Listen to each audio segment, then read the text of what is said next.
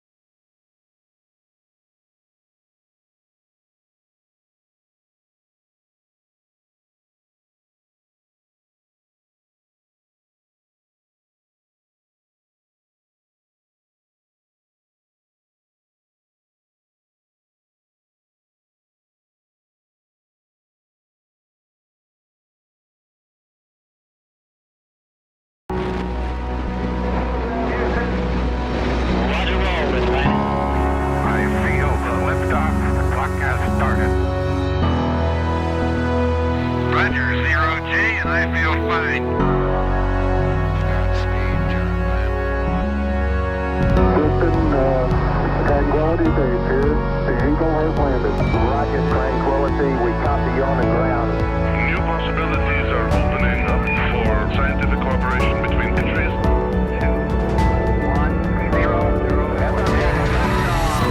Liftoff. Americans return to space as Discovery clears the tower. Discovery, go and throttle up. Discovery, roger. Go for deploy. And everybody in the shuttle program, the crew is go for launch. Roger. Nice to be in orbit. We have followed in their footsteps to get us where we are today.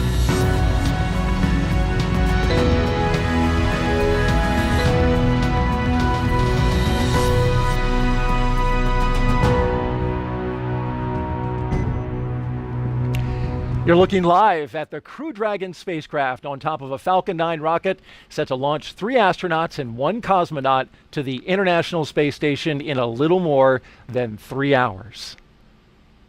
It's a beautiful sight outside, beautiful weather here at the Kennedy Space Center, where we welcome you for our live coverage of NASA and SpaceX's launch of Crew-5. I'm Daryl Nail, and with me is NASA astronaut Bob Behnken, who along with Doug Hurley were the first astronauts to fly Crew-Dragon into space. Bob, it's great to have you here. You were part of that historic flight, and now here you are back helping us with our launch commentary for today's mission. Well, thank you, Daryl. I'm super excited to be here. A beautiful day to relive my launch experience. Looking forward to it. You certainly will remember this experience well. We've got video recorded from just less than an hour ago of Crew-5 getting suited up in that historic suit-up room. And there you see them. Everything went smoothly.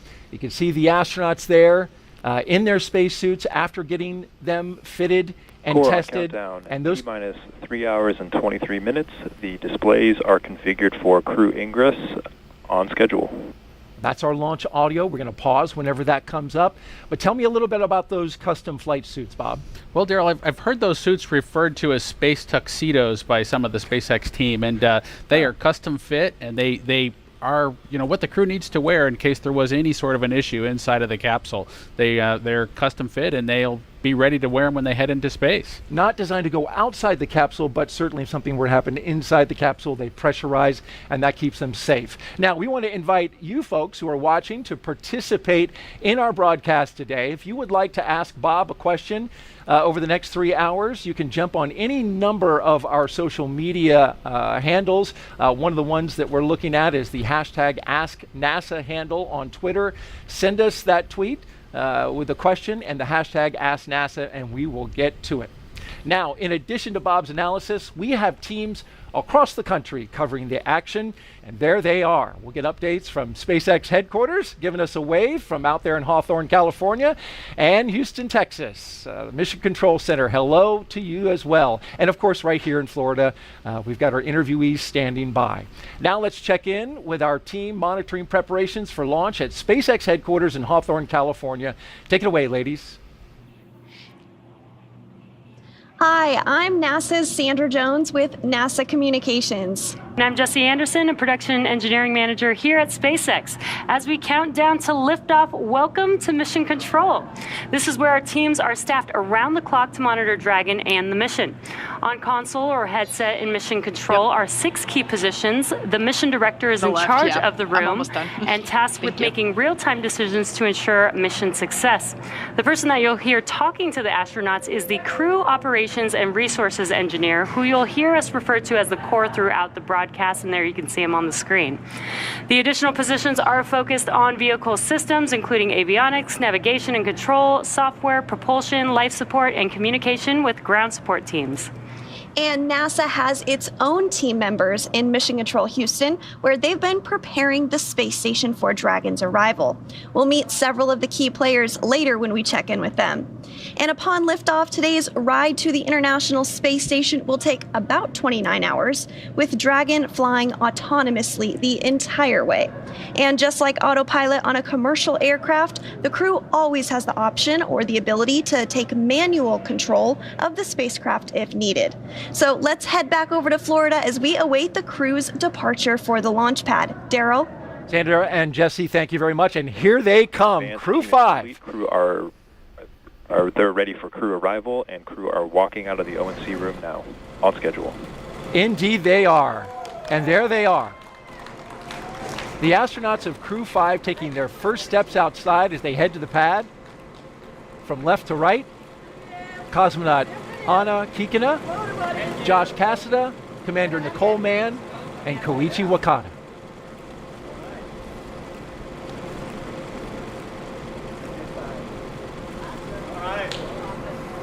So that was a pose for a picture.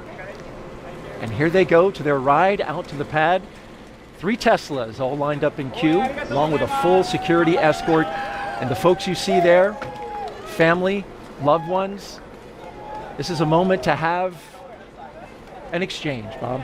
It is. It's an opportunity for the crew, if you will, to take a little bit of a break from the technical briefs that they've been having this morning as they got suited up and understood what the weather conditions were. They get a chance to say goodbye to their families, see some smiling faces, again, have a little bit of a relaxing moment with their families before they get serious again and head out to the launch pad.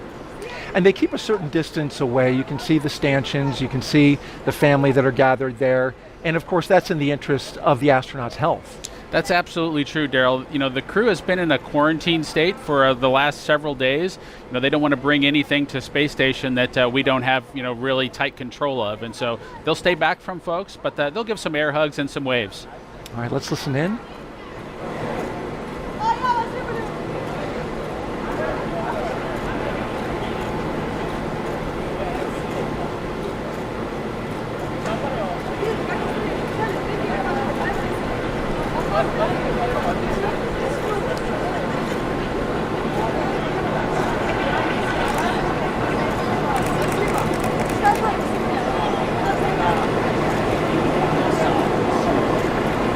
Can't make out exactly what's being said, but we know from your experience, Bob, that it can be an emotional moment. Absolutely. You know, for the Demo 2 mission, my son was super excited to yell Launch America. So that was the one thing that you could absolutely hear. Even inside the suit with our deep insert earplugs, you could hear that Launch America tune when he sang it out.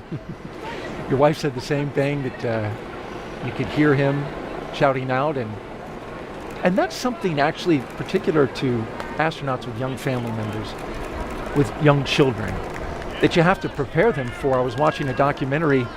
Your son wasn't exactly on board at the beginning. Absolutely. At the beginning of the idea of a parent launching into space was something he was unfamiliar with, a little bit scared of. But we brought him down here to Kennedy, got him a chance to see a cargo launch into space. And then by the end of that experience, he was ready for me to go first, Mommy to go second, and he said he was going third. So we'll wait to see if that happens. And then we'll have him on for the Crew 37 show. Yeah, he thinks probably Crew 16. So Crew he's 16, on a little okay, bit faster earlier. Schedule, yeah. I like him. He's ambitious. Look at that license plate. I was just noticing that. Blast off. Yeah, Daryl, the SpaceX team has been creative with those license plates. It's always cool to see what they add to the Teslas to make the experience just a little bit personalized. It's a nice touch. As you can see, the media in the background positioning themselves for a good shot as the Teslas roll out with a full security escort on a 20-minute drive to pad 39A. And they're queuing up a playlist right now, Bob, with some tunes. In fact, I've got the playlist to one of the vehicles. I believe it's the lead astronaut vehicle, which would be the second one in this line. Here's what they're going to be listening to. Oh Yeah by Yellow, Danger Zone by Kenny Loggins, Stronger by The Score, Slow Ride, Foghat, Everybody Got Their Something by Nikki Costa, Sabotage by the Beastie Boys, Mainstream Kid by Brandi Carlile, and Don't Stop Believin' by Journey. It's a nice list right there. It's a wonderful mix. There's a little bit of a slow and relaxing portion of it, as well as something with a little bit of emotion as they head out to the launch pad.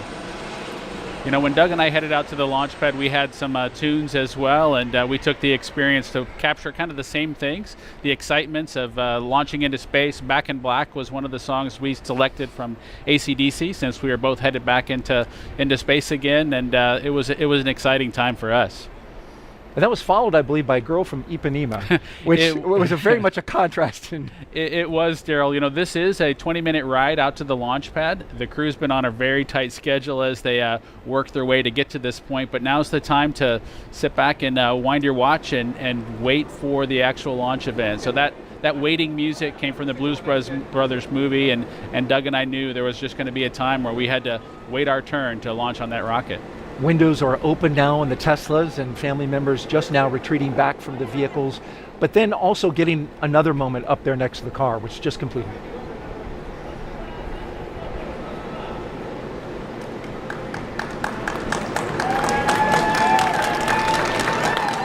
And there they go. Core on countdown. T-minus 3 hours and 15 minutes. Crew are beginning their transport from the O&C room to the pad right on schedule. There's the call out from the SpaceX team. The crew now departing the Neil Armstrong Operations and Checkout Building. Slow rolling as they make a shot available for all of the media and photographers down there. They're beginning their 20-minute drive with a full security escort across NASA's Kennedy Space Center and out to Launch Pad 39A. The track they're taking goes through the industrial area and then gets out to the NASA Causeway and the Kennedy Causeway.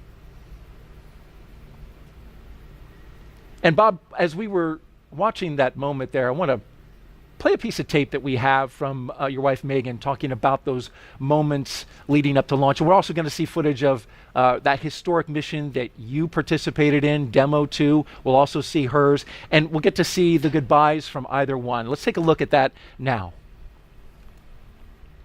I want to give you a little flashback. Take a look at the screen now. You might remember this. Demo 2, and there you are in the light blue with your son saying goodbye to your husband, Bob Behnken, on that historic flight. That's right. That was a really special moment, and it was great to see how excited my son was to see his father. There were no tears. It was all smiles and cheering. My son, I think, was determined to say, "Launch America," first and loudest, and so that's what he was doing. He did a great job. And then in April, Crew 2, this was your launch, and now the role was reversed. You were in the astronaut suit getting ready to go out and launch, and your husband was there with your son. That's right, and I was listening out for that Launch America, and sure enough, I could hear it from probably 20 feet away. That was a wonderful moment. Your wife, Megan MacArthur, who flew on Crew 2 to the International Space Station following up your certification mission. Yeah, it was a moment that we wanted our son to have a positive experience with, and he certainly did. Again, smiles and hugs and cheering. And while we didn't hear the voices of the crew's families and guests as they walked out, we did definitely hear that cheering when they got their chance to drive away. And we continue to follow the convoy from high above, our flight operations team. The helicopter crew getting a good shot there as they go. Now let's check in with Hawthorne and get our first update from SpaceX's Kate Tice, who, by the way, was at this very desk, Bob, when you launched. Good to have you back, Kate. Thanks, Daryl. I'm Kate Tice, and I'm the Quality Systems Engineering Manager here at SpaceX, and I'm going to be bringing you live status updates from the launch teams this morning. Now, for those following along with our launch preparations over the last week, you'll know that we had a successful dress rehearsal a couple days ago of our launch operations on October 2nd, followed by a successful static fire of our 9 Merlin 1D engines. Now, fast forward a bit to this morning, and we're coming up on, there it is, the T-minus 3 hour and 12-minute mark, and so far all is going well for launch. Earlier in the night, the team began clearing the hazard area and buildings around Pad 39A, known as the Blast Danger Area, or BDA, as you might hear it called out today. At T-minus 4 hours, there was a briefing by the SpaceX launch director, and good news, there is nothing significant to report on the rocket. At this time, the advanced team was also cleared to enter the pad and start prepping the vehicle for the crew's arrival, which we're tracking there on screen, and we're expecting them to arrive at about T-minus 2 hours and 55 minutes, so just shortly coming up. So the only people remaining on the pad at this point in time are those needed for ingress of the astronauts. At the launch pad, Falcon 9 is powered on, and we're currently monitoring telemetry and pressurizing gas storage vessels. Engine and stage checkouts were performed several hours ago. On top of Falcon 9, of course, we have the Dragon spacecraft, and it is ready for the crew. Functional checkouts were performed, and most recently, the Dragon propellant system was pressurized to final flight pressure, and the side hatch has been opened by the advanced team. So at this point in time, I can report that all spacecraft systems are go. And as for the range, launch range is ready to support and working no issues at this time. And as you have probably been following along, we have been tracking the weather conditions carefully over the last week as we dealt with the remnants of Hurricane Ian. As you can see on your screen, it's a gorgeous morning out there at Kennedy Space Center. The weather is cooperating as we count down to liftoff. We have been tracking downrange winds that had been no-go overnight, but as of the T-minus 6 hour weather brief this morning, it cleared and we were green there. So everything is looking good for weather at this point, but we will continue to monitor. Now, with all that being said, let's head back over to Daryl and Bob for another check-in from Kennedy. All right, thank you, Kate. And yes, the weather here at Kennedy is nearly perfect for launch. Let's introduce you now to today's crew. We begin with Nicole Mann. The California native holds a Master of Science in Mechanical Engineering and is a colonel in the Marine Corps. Nicole was selected by NASA in June 2013, and today the Crew-5 commander will be flying into space for the first time. And once she reaches the space station, she'll be the first Native American woman to stay on station. Sitting next to Nicole is Josh Cassada. He grew up in Bear Lake, Minnesota. The physicist and U.S. Navy test pilot flew 23 combat missions. He later became an instructor at the U.S. Naval Test Pilot School, and more recently, he served as the capsule communicator in mission control. But today, he's the pilot aboard Dragon. In the role of mission specialist is veteran Japanese astronaut Koichi Wakata. Altogether, Koichi flew 4 space shuttle missions, a Roscosmos Soyuz, and was on a long-duration stay aboard the International Space Station. Altogether, Koichi has spent 11 months in space, the veteran. And the fourth member, the second mission specialist, is Roscosmos cosmonaut Anna Kikina. She graduated from the Novosibirsk State Academy of Water Transport in 2006. In 2012, Anna officially became a candidate for the position of test cosmonaut. Crew-5 will be Anna's first flight into space as part of the recent resumption of integrated crews on U.S. Crew spacecraft and the Soyuz with the Russian state space corporation Roscosmos. As part of integrated crew, a week and a half ago, NASA astronaut Frank Rubio flew to the ISS aboard a Soyuz. Flying integrated crews ensures operational safety. Crew members on station are trained to do maintenance and spacewalks. It also protects against contingencies such as problems that could arise on the station, serious medical issues, or an emergency aboard the station that requires a crew and vehicle that they are assigned to return to Earth sooner than planned. All right, the crew taking a turn onto the Saturn Causeway, and this is the road that leads to the Vehicle Assembly Building, which is notable, Bob, because the astronauts right now taking a similar path to Hurricane Ian as it crossed the state and came over our area. That's the operations and support building behind it, but then behind that, going through here, is the Vehicle Assembly Building. And after studying the data, we learned the storm took that similar path. And as we widen out the view here, you can see, there it is, the Artemis logo, and a great shot of that Vehicle Assembly Building with the crew going by. Now, the Crew-5 launch was delayed several days due to Hurricane Ian taking aim at Florida. And after studying the data, here's the path that we found it took.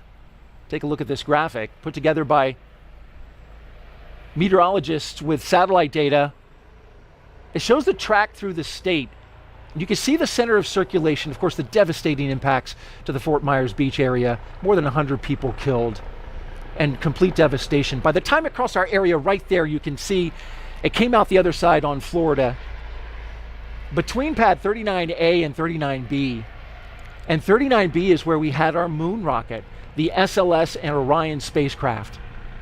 But officials here at NASA and the launch team with SLS made the decision to move the SLS indoors, and this is video from that day, 3 days prior. The mighty SLS and Orion spacecraft going into the shelter of the vehicle assembly building as Hurricane Ian passed overhead. It's a 4-mile, 10-hour trek it was that day. And we got winds, Bob, over 96 knots at the top of one of the lightning towers out at pad 39B. So certainly the winds were whipping up high and down below, around 60 knots. It was a good move to put that rocket in the shelter.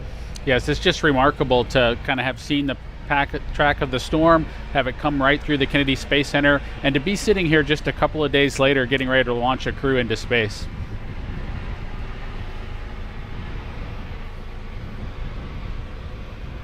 So now we await a new launch date for Artemis, which we know is going to be targeted in the mid-November area. And the astronauts just passing the vehicle assembly building. Crew-4, when they were here, the rocket was out on the pad and they got to actually go out and get a tour.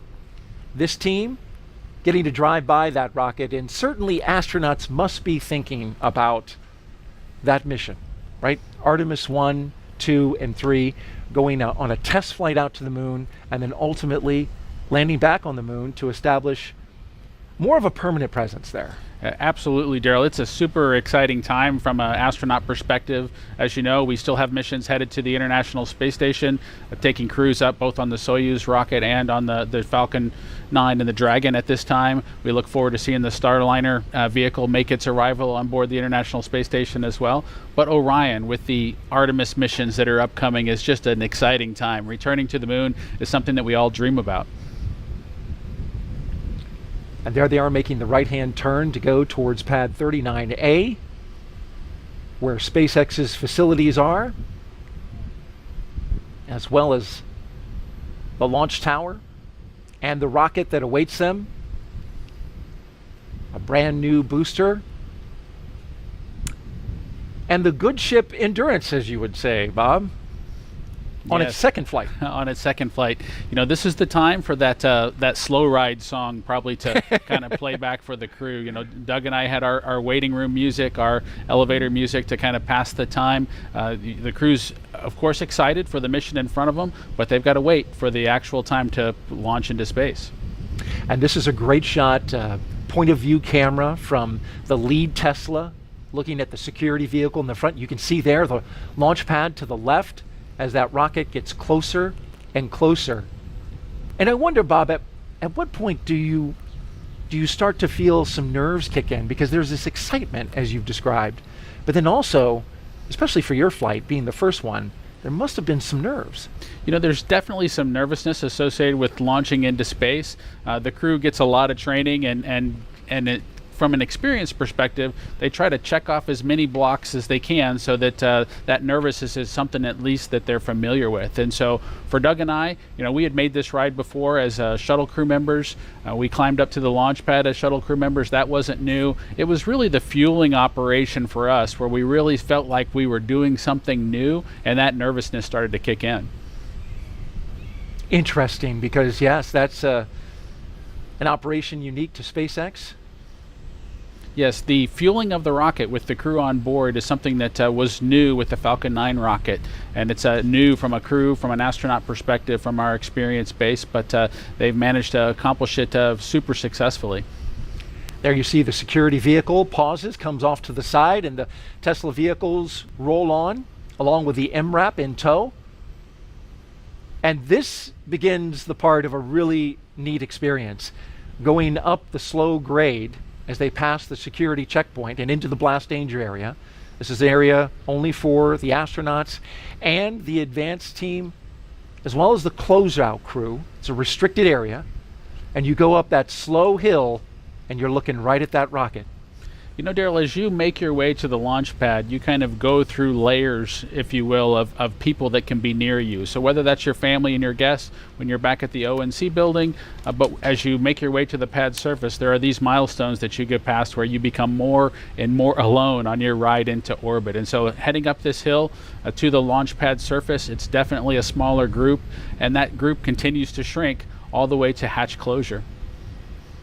And in your case, until it was just you and Doug Hurley.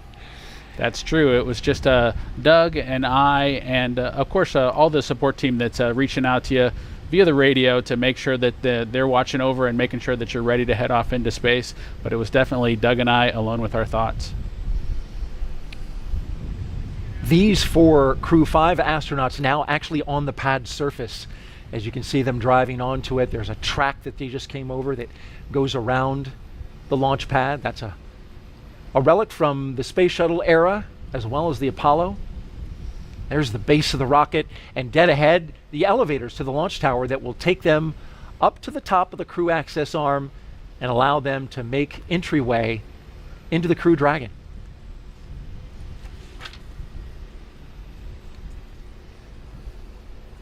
And at T-minus 2 hours and 55 minutes, we'll get that announcement that the crew has arrived, so they're a little early. It's always best to be a little bit early if you can for each of these major events, of course. And so for them to arrive when they're supposed to be there is what's critical. Core on countdown. T-minus 3 hours. Crew have arrived at the pad on schedule. And so the crews arrived at the pad. Of course, they'll have a couple of opportunities to pause as they make their way up. There'll be some photo opportunities for them to take a mental picture of the rocket itself, look up from below before they climb into the capsule. Now, Crew-5 is NASA and SpaceX's 5th crew rotation to the International Space Station since 2020. The successful NASA program is called Commercial Crew. It's based right here at the Kennedy Space Center. Time now to join Megan Cruz. She is live on top of the Operations and Support Building number 2 with one of the leaders of this program. Megan. Daryl, thank you so much. Yes, we are here with Phil McAllister, Director of NASA's Commercial Space Division. Phil, we're so happy to have you here. Thank you. Happy to be here. Well, today, we just saw the crew arrive at the pad. This is NASA's Crew-5 with SpaceX. How has working with these commercial companies benefited NASA? So we both benefit. I think that's what's key with these partnerships. Obviously, SpaceX benefits from our 50 years of human spaceflight experience, but we also benefit by seeing these commercial companies and how they do business and how innovative they can be. And we find there's new ways of doing things that maybe we haven't thought of. So I see the partnership as benefiting both groups. It's kind of like when we first started working with the Russians. They had a very different way of doing business, and I think both programs benefited from that experience. Right, but it's not just the Commercial Crew program. How else have we fostered commercial space and sending more people and science to low Earth orbit? Well, I think it all started with the Commercial Cargo program in 2005. That was the first I think real commercial partnership that we had, certainly on the human spaceflight side. So then we had this cargo capability, and then we advanced that to crew, and now we can launch people to low Earth orbit and the International Space Station. And the thing that we have on our horizon, the thing that I'm working on right now, is destinations or commercial space stations. We know the space station, the International Space Station, is going to be retired in 2030. We need to have continuous access to space and a destination to go to. So now we want commercial companies to build a private space station where we can just be one of many customers. Yeah, and to that end, what are we doing to encourage that? We have 4 agreements and contracts with companies now: Axiom Space, NanoRacks, Blue Origin, and Northrop Grumman. They all have different concepts, and they all have different transportation modes, and they all are kind of targeting different markets. So it's really interesting. This is sort of the early development time. Okay. And I think things will shake out. I don't think we'll have a big enough market to keep 4 space stations on orbit. So this is the time when they innovate and they're competing, and it's kind of cool to see each one of these stations and how they develop. And again, why is this important to us? Why do we want to be one of many customers in low Earth orbit? So I think there's lots of reasons. Number one, when we first started building the International Space Station, there wasn't any other space stations that we could use at that time, so NASA had to build it. But today, we can leverage private sector investment because there are other customers other than NASA who want to go to low Earth orbit, and either for science or just to look out the window or whatever, for whatever reason. So we can take advantage of that. We don't have to pay for the entire infrastructure. Right. We can just be a customer and just pay our own sort of fare for what we do. And so it's more beneficial for NASA, and then we can take that savings and put it into our Moon Mars initiative. I really feel like the Artemis mission, the SLS and the Orion that was on the pad and we will hopefully launch next month, yep. I don't think it would be as far along as it is today if it weren't for our commercial partnerships, because they help save us money, and we could take that savings and put it into our deep space exploration programs. Yeah, and you said personally this is what you've been working on for years now. How does it make you feel knowing that, as you just said, you know, the success we've had with commercial space is really fueling what we will see in the future with NASA? It's been very gratifying. I have to say, you know, when we were first starting out, I had to say, I think this will work. I think this is going to be a better way to do this particular mission. But I didn't have any proof. But then in 2012, we launched the first Falcon to the International Space Station for the cargo program. Right. That showed that the model could work. And then in 2020, we had Bob and Doug, who flew on the Demo 2 mission, went to the International Space Station. That was just, it was just an amazing mission. That's great. Yeah, yeah. And Bob, he's co-hosting the show today, so that's full circle how we're coming here. Can you imagine? It's Crew-5, and just a couple of years ago, we had Bob flying for the first time with Doug. I know, it is amazing. I was just telling some of my relatives, I was like, oh, this is the 5th one, and they're like, what? How did it happen so fast? And we go every 6 months, and so we tend to accumulate missions. And so we're putting the plaques on the wall outside my office, and it's getting pretty full, and that's pretty nice to see. That's absolutely great. Thank you so much, Phil, for being here, and I can't wait to watch the launch with you. Thanks so much. All right. Back to you guys. Thank you, Megan. T-minus 2 hours and 54 minutes and counting. And you must hear that a lot, Bob. But the people so many people were watching and following your mission, since it was a historic first, and kind of feel an attachment to what you did that day. Yeah, it was an exciting time, of course. I think it was a little bit strained with the COVID situation and folks kind of at home watching kind of electronically rather than in person here at the Causeway, potentially. And so a lot of folks watched the mission, and with the Bob and the Doug and the Space Dads, I think they made a connection, and they appreciated, just being a part of it. Doug and Bob and Doug and their excellent adventure. I don't know about all that, but we had a wonderful experience on board the International Space Station. And it was wonderful to watch and chronicle as you guys went along, got to the space station, and came back safely. And we see some beautiful shots from high above. The weather, I mentioned at the beginning, less than 10% chance of violating. We've got onshore breezes here that are kicking up some waves. Got some rough surf conditions. That, of course, no impact to the launch today, but you can see the flags flying and the clock ticking down. If you're just joining us, you're watching live coverage of SpaceX mission known as Crew-5, as we watch the first 2 astronauts walk out onto the pad surface, getting ready to do what, and I have to admit, I have to attribute this, the rocket recline. There it is. I like the way they did it kind of in coordination as well. I think that was something that Doug and I didn't quite nail on the Demo 2 mission, but I appreciate them getting it in coordination as well. I think that was something that Doug and I didn't quite nail on the Demo 2 mission, but I appreciate them getting it sorted out by Crew-5. That was Commander Nicole Mann and pilot Josh Cassada that just took that look up, and I mentioned the attribution. That was our voice of mission control. Rob Navius came up with that phrase, so got to give him credit for that, the rocket recline. We'll get the next 2 mission specialists who will do the same move, but for now, they'll go into the elevator, the same elevator, Bob, that you rode on 2 missions aboard the space shuttle and Crew-Dragon. That's true, Daryl. That elevator there on the 39 Alpha launch pad is just a wonderful experience to kind of be able to bring it back into the game and be able to fly kind of, if you will, slowly up to the pad surface before making a stairway walk up to the actual location where you walk out to the Dragon capsule. And there we see the top of the elevators where they'll walk out, and this is something that they have rehearsed a few times. Certainly we were here when they rehearsed it the other day during what's called a dry dress rehearsal. Yeah, the crew has been through this before, and like I mentioned a little bit earlier, it is really important to kind of get the nervousness out, to have done these operations once before. We can see Nicole and Josh there as they've made their way out of the elevator. They'll walk around the back and make their way up the stairs to the actual walkout area where they'll potentially have a chance to make a phone call, reach out to their family one more time before heading out to the White Room itself and climbing into the ship. And the closeout team right behind them from SpaceX as they greet some of the members of that team with some fist bumps. The telephone you mentioned, Bob, is there on the right-hand side of that hallway there. But what I notice is the astronauts tend to pause right about here because it looks like that is a spectacular view. It is, Daryl. It is their chance. Of course, you've mentioned the rocket recline where they're able to look up at the rocket. They're kind of co-level with the vehicle at this point. They're able to look out, see the ocean, see the rocket, see the capsule itself before getting ready to kind of take that next step and head into the vehicle.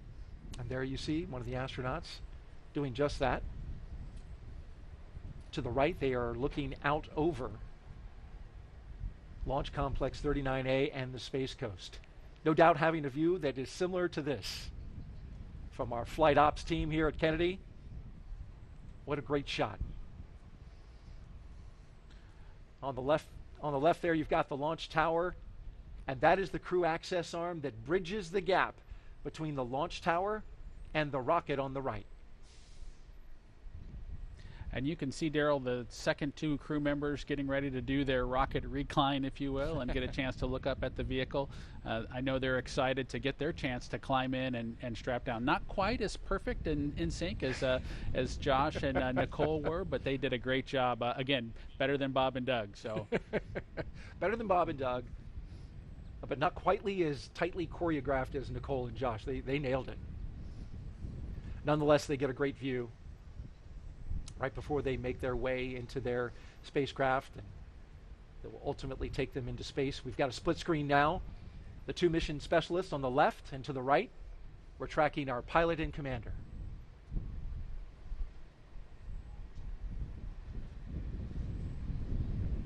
Now they stagger the astronauts in this fashion because everything is highly proceduralized, right? As they go through the lines, check off the mission milestones, and then also it's carefully choreographed because you want to have everybody being orderly as they get into the spacecraft. Absolutely, Daryl. There is a well choreographed checklist that the SpaceX team has on their tablets as they follow along with the crew accomplishing the steps in front of them. But remember, there's just a single hatchway, and they need to go in sequence, and it wouldn't be helpful for all four of them to be there at the same time. So we do bring them in sequence, Nicole boarding first, followed by the rest of the crew. Looking at the launch tower there, pad 39A. Bob, this is the same launch tower that launched the space shuttle. It's been, of course, renovated by SpaceX. They've made a lot of improvements in order to accommodate the Falcon 9, but it also has some throwback to the shuttle era. And there's part of the fixed service structure that's still a part of that structure today. That's true, Daryl. The 39 Alpha launch complex was modified to be able to handle the Falcon 9 rocket, and Doug and I were super excited to launch again from the exact same location. There are remnants of the shuttle program that are still kind of out there. There's a series of chevrons. You can kind of see them in the image there. The kind of the yellow pathway, if you will. The crews go in the opposite direction there. Those chevrons point towards the slide wire baskets that they would use if they needed to do an emergency egress off the pad surface. Those slide wire baskets are a legacy item from the shuttle program. And here we go, the first two astronauts to board Crew-Dragon. On the left, Josh Cassada, and on the right, Commander Nicole Mann. All smiles as they make their way down the crew access arm. You can see the fist pumps. They're definitely getting excited now as they get ready to board the ship. And they make their way into what's called the White Room.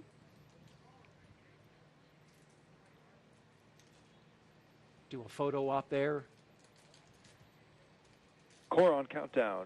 T-minus 2 hours and 47 minutes. Crew have arrived at the White Room just a little bit ahead of schedule. There's the announcement. And you can see one of the SpaceX techs handed Nicole Mann and Josh a Sharpie, which this is something that's actually on their to-do list for launch operations.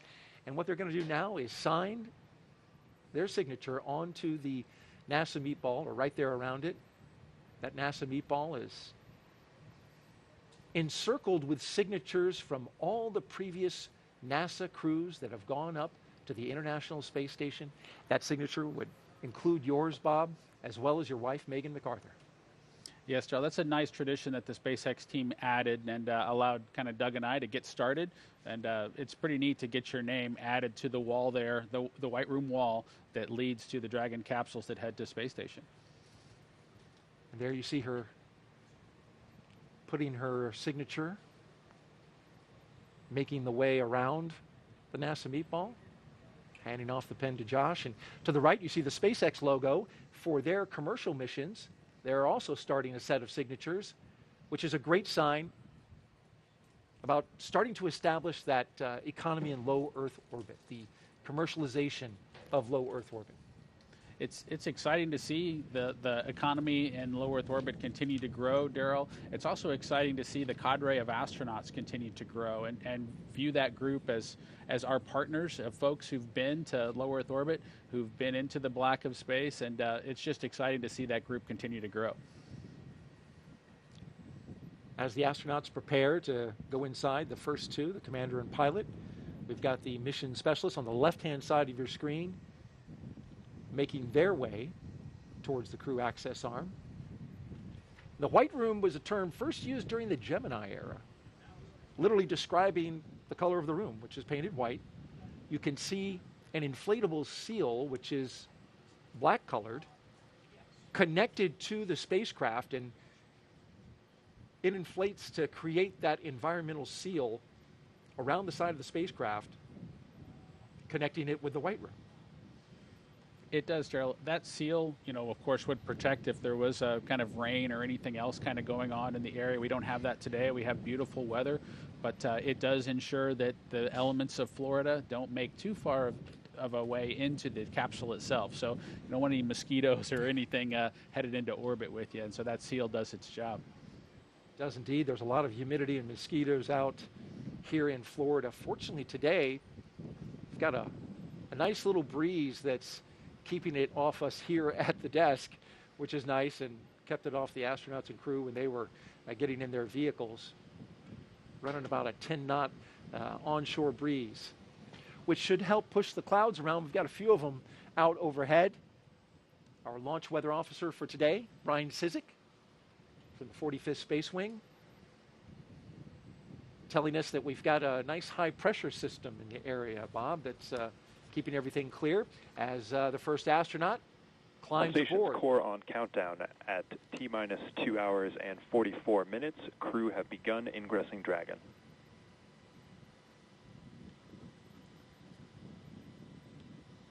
You got to be careful to not bump your head, it looks like.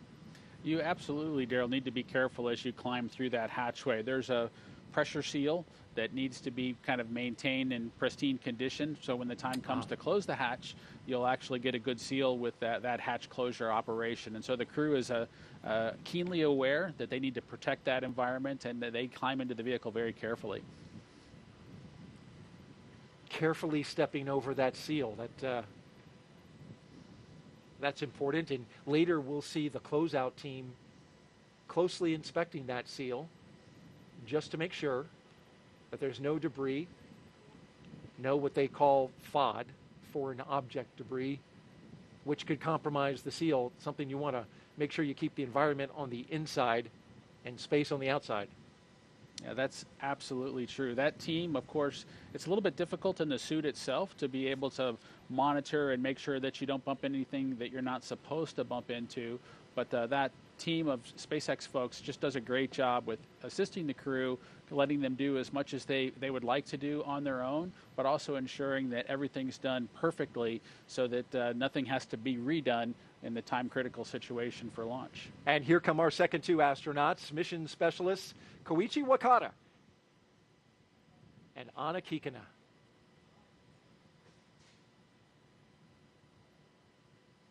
They're next up in the white room. Big thumbs up from Koichi. He's the veteran of this group, Bob. We got 3 first-time flyers and a guy that has a lot of experience in space. That's true, Daryl. Koichi was in the astronaut office when I arrived a couple decades ago, just having joined and trained as a shuttle astronaut, getting the opportunity to fly on his 3rd space vehicle kind of going forward here. It's got to be exciting for him to try on a new spaceship. And making his 5th flight into space.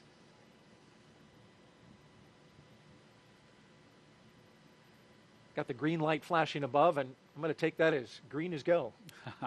Certainly better than a red flashing light. Yes.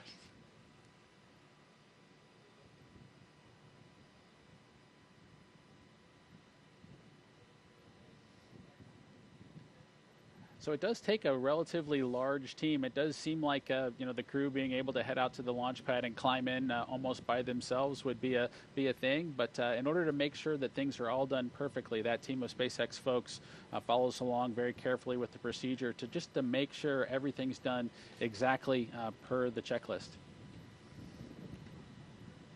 And our mission specialists will now put their signatures on the white room as the commander and pilot finish up securing their 5-point harness into their seat, getting a snug fit. As you can see there, Josh Cassada making sure everything is lined up correctly.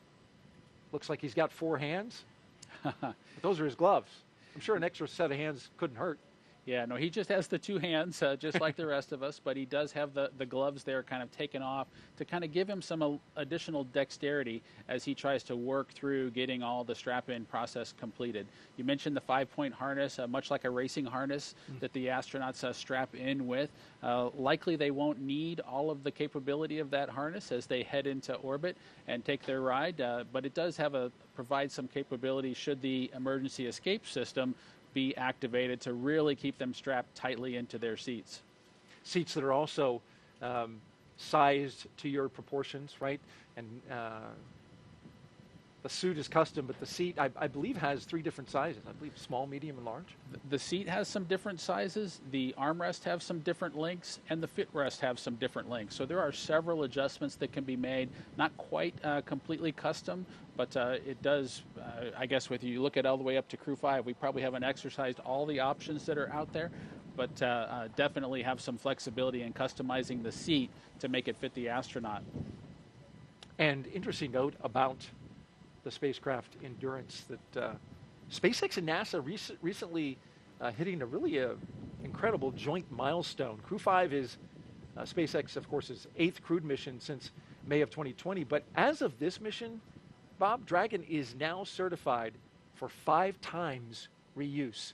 Prior to that, it was 1-time reuse, but they've gone through the process with NASA and accomplished that reuse milestone, which that's impressive. We'll see more flights from Endurance. That's true, Daryl. It is really critical that these commercial vehicles kind of meet their reuse milestones, so that we can continue servicing the International Space Station by rotating crews. And so it's a huge accomplishment to get that behind folks so that we can continue planning for, the duration of Space Station's lifetime being accessible by the Dragon capsule.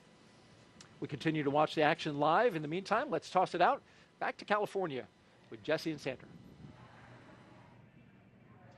Thanks, Daryl. This is always an exciting moment watching the crew climb aboard Dragon. This phase of the mission is also referred to as crew ingress, and that term ingress is used when crew members are getting into a spacecraft or airlock, while egress means the exact opposite, they're exiting.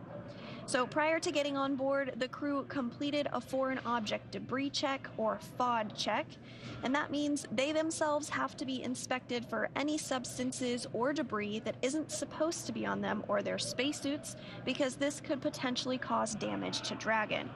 And that's also why the crew is wearing covers on their boots and on the umbilical port of their spacesuits.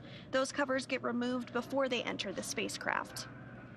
Foreign object debris prevention actually begins right here in Hawthorne before the spacecraft leaves SpaceX headquarters and is carefully controlled all the way through launch day until Dragon's hatch is closed.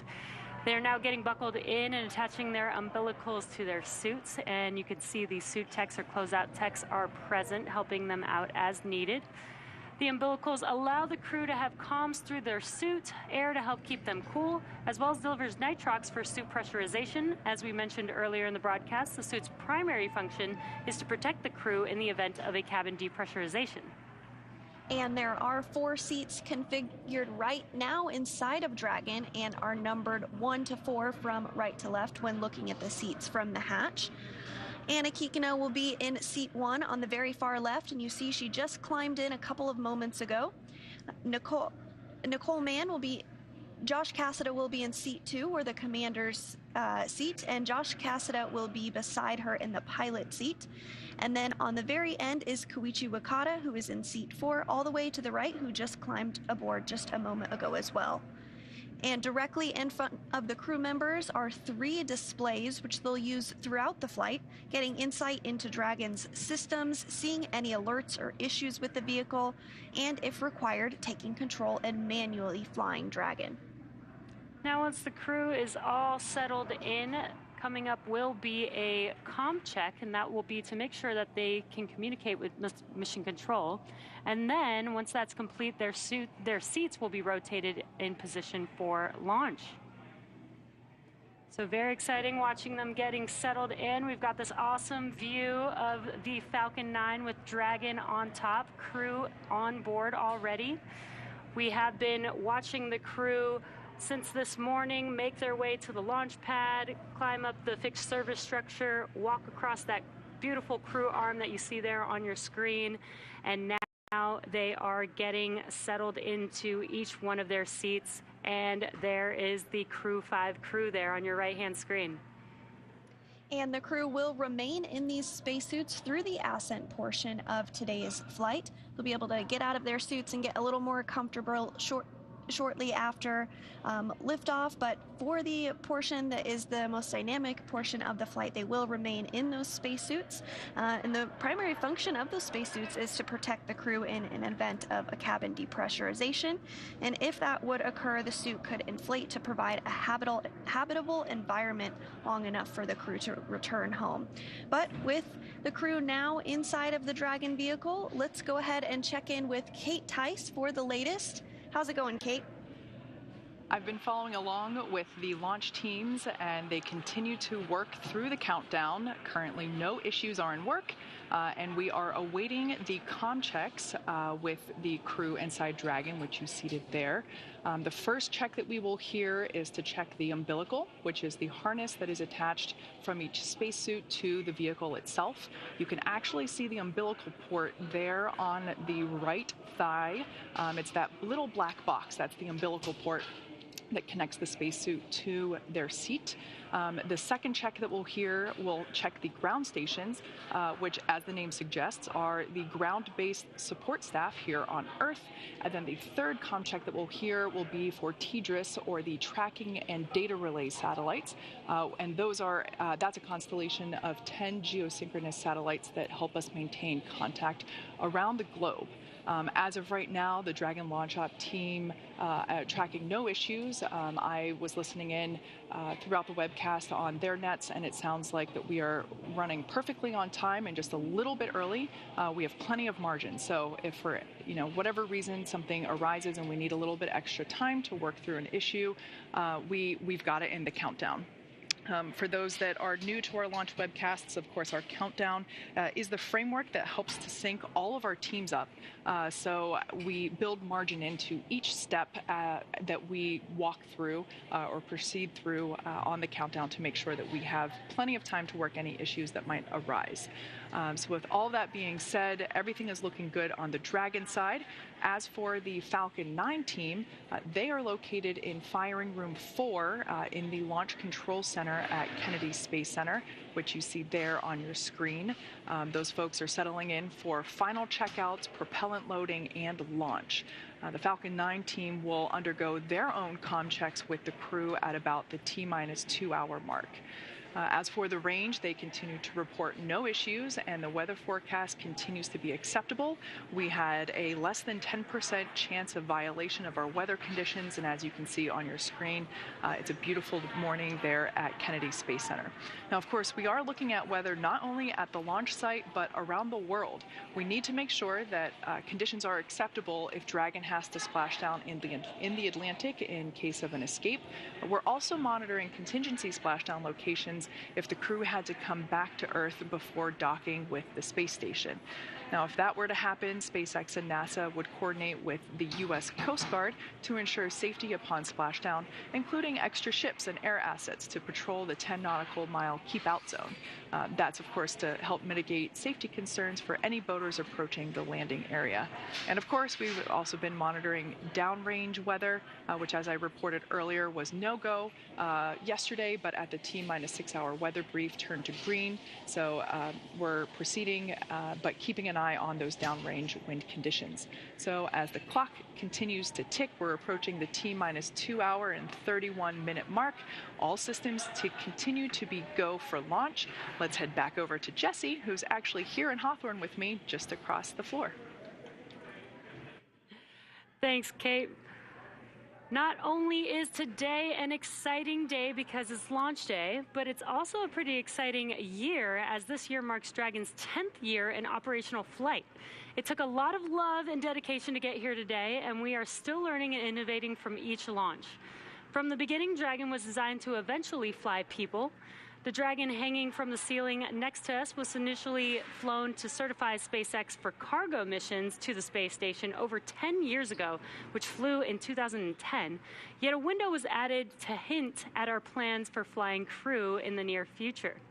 Now, of course, the Dragon behind us and the Dragon supporting today's mission taking Crew-5 to the space station are very different, a testament to how far we've come. It's been a little over 2 years since we flew Demo 2, which was on May 30th of 2020. And since then, SpaceX has been regularly flying crew missions for NASA to and from the International Space Station at an average cadence of one flight every 6 months since Crew-1. Crew-5 marks SpaceX's 6th crewed spaceflight for NASA and our 8th human spaceflight mission overall, including private passenger missions Inspiration-4 and Axiom-1. Now, speaking of Inspiration-4, you may remember Jared Isaacman, who served as commander for the Inspiration-4 mission. Jared is planning to return to space with us under the Polaris program. Now, through this program, Jared, along with his crew, will embark on 3 human spaceflight missions, culminating in the inaugural flight of SpaceX's Starship with humans on board. The crew for the first mission, Polaris Dawn, has been busy preparing for their flight, which is currently targeted for no earlier than March 2023. In addition to Jared Isaacman, the Polaris Dawn crew consists of Scott Kidd Poteet, the mission's pilot, SpaceX's Sarah Gillis as mission specialist, and SpaceX's Anna Menon, the second mission specialist and medical officer, and there you can see them on the screen. The Polaris Dawn mission will endeavor to fly higher than any other Dragon mission to date. The crew will also be attempting the world's first ever commercial spacewalk using our newly designed EVA suits. And our progress with human space exploration does not stop there. As you can see, we've started construction on a new Starship pad at Kennedy Space Center, the same pad that will take NASA's human space lander system to the moon. That's right, Jesse. NASA's efforts, particularly with the Commercial Crew Program and the certification of the SpaceX Dragon, are aiding in building the foundation for a robust U.S.-led commercial economy in low Earth orbit. Commercial transportation to space is but one element of NASA's larger plan for commercialization, and we're enabling the development of commercial space stations, private astronaut missions to station, demand for in-space manufacturing, and much more. And soon the agency will launch Artemis to the moon and beyond as part of a test flight of the Space Launch System rocket. Dragon, ready for Comm Checks. Copy, Dragon. Stand by for umbilical comm check. And we did just hear those words that Comm Checks will be starting here shortly. So the Orion spacecraft and all of its components will be tested from end to end in this uncrewed test flight. This is a key milestone before we fly humans on board as part of Artemis 2, and then have humans land on the moon on Artemis 3. Now on your screen, you're seeing some waves, some thumbs up, some goodbyes to the team on the ground. Once they close CDR, this hatch. PLT, MS1, MS2, comm check. CDR has you loud and clear. PLT has you loud and clear. MS1 has you loud and clear. MS2 has you loud and clear. Core, loud and clear. Umbilical comm check is complete. Stand by for ground station comm check.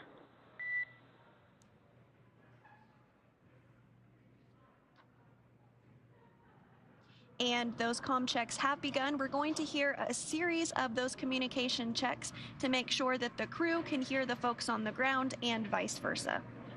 And looks like the crew is very excited, waving at the camera to the world. Maybe some poses for some photos there as well. Yeah, absolutely. And as I was saying right before the comm checks started, once they close this hatch, that's the last human being they're going to see on Earth until they splash down in a few months from now.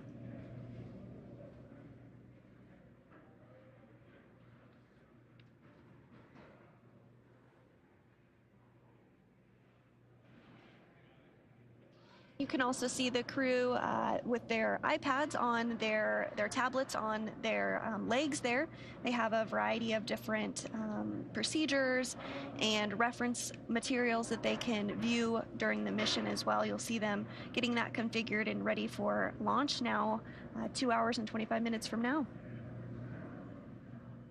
And these procedures are very, very specific. They are following them all the way, step by step, all the way through.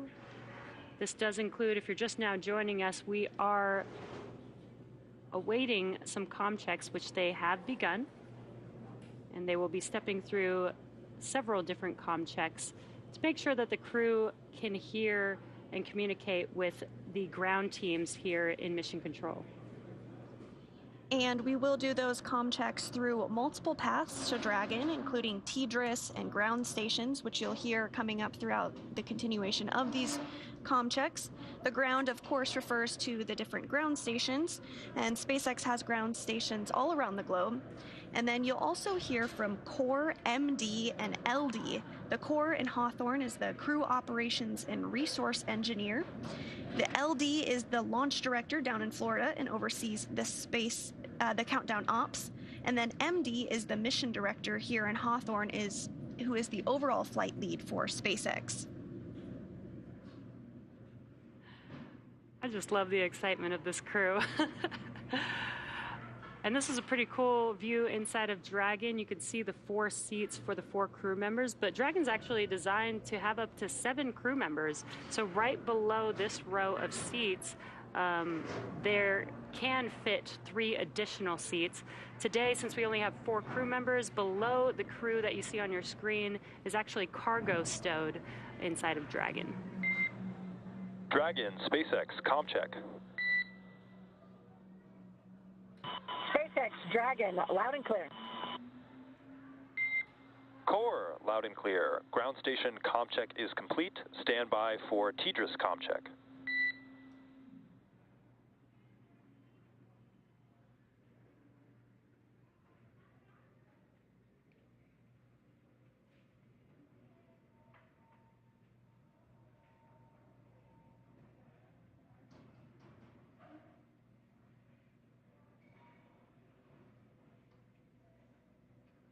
We did have a good comm check with the Core standing by for the next comm check, which is going to be TDRS, and that's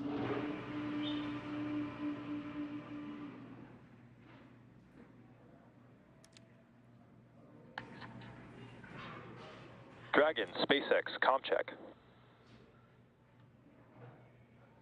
SpaceX Dragon, loud and clear. Core, loud and clear. TDRS Comm Check is complete. Stand by for comm checks with DC, MD, and LD in the launch configuration.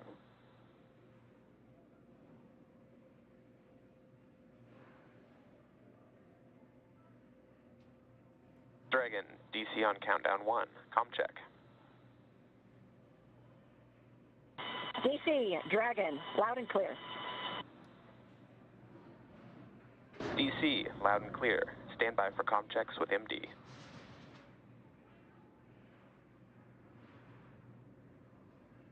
Dragon, MD on countdown 1, comm check.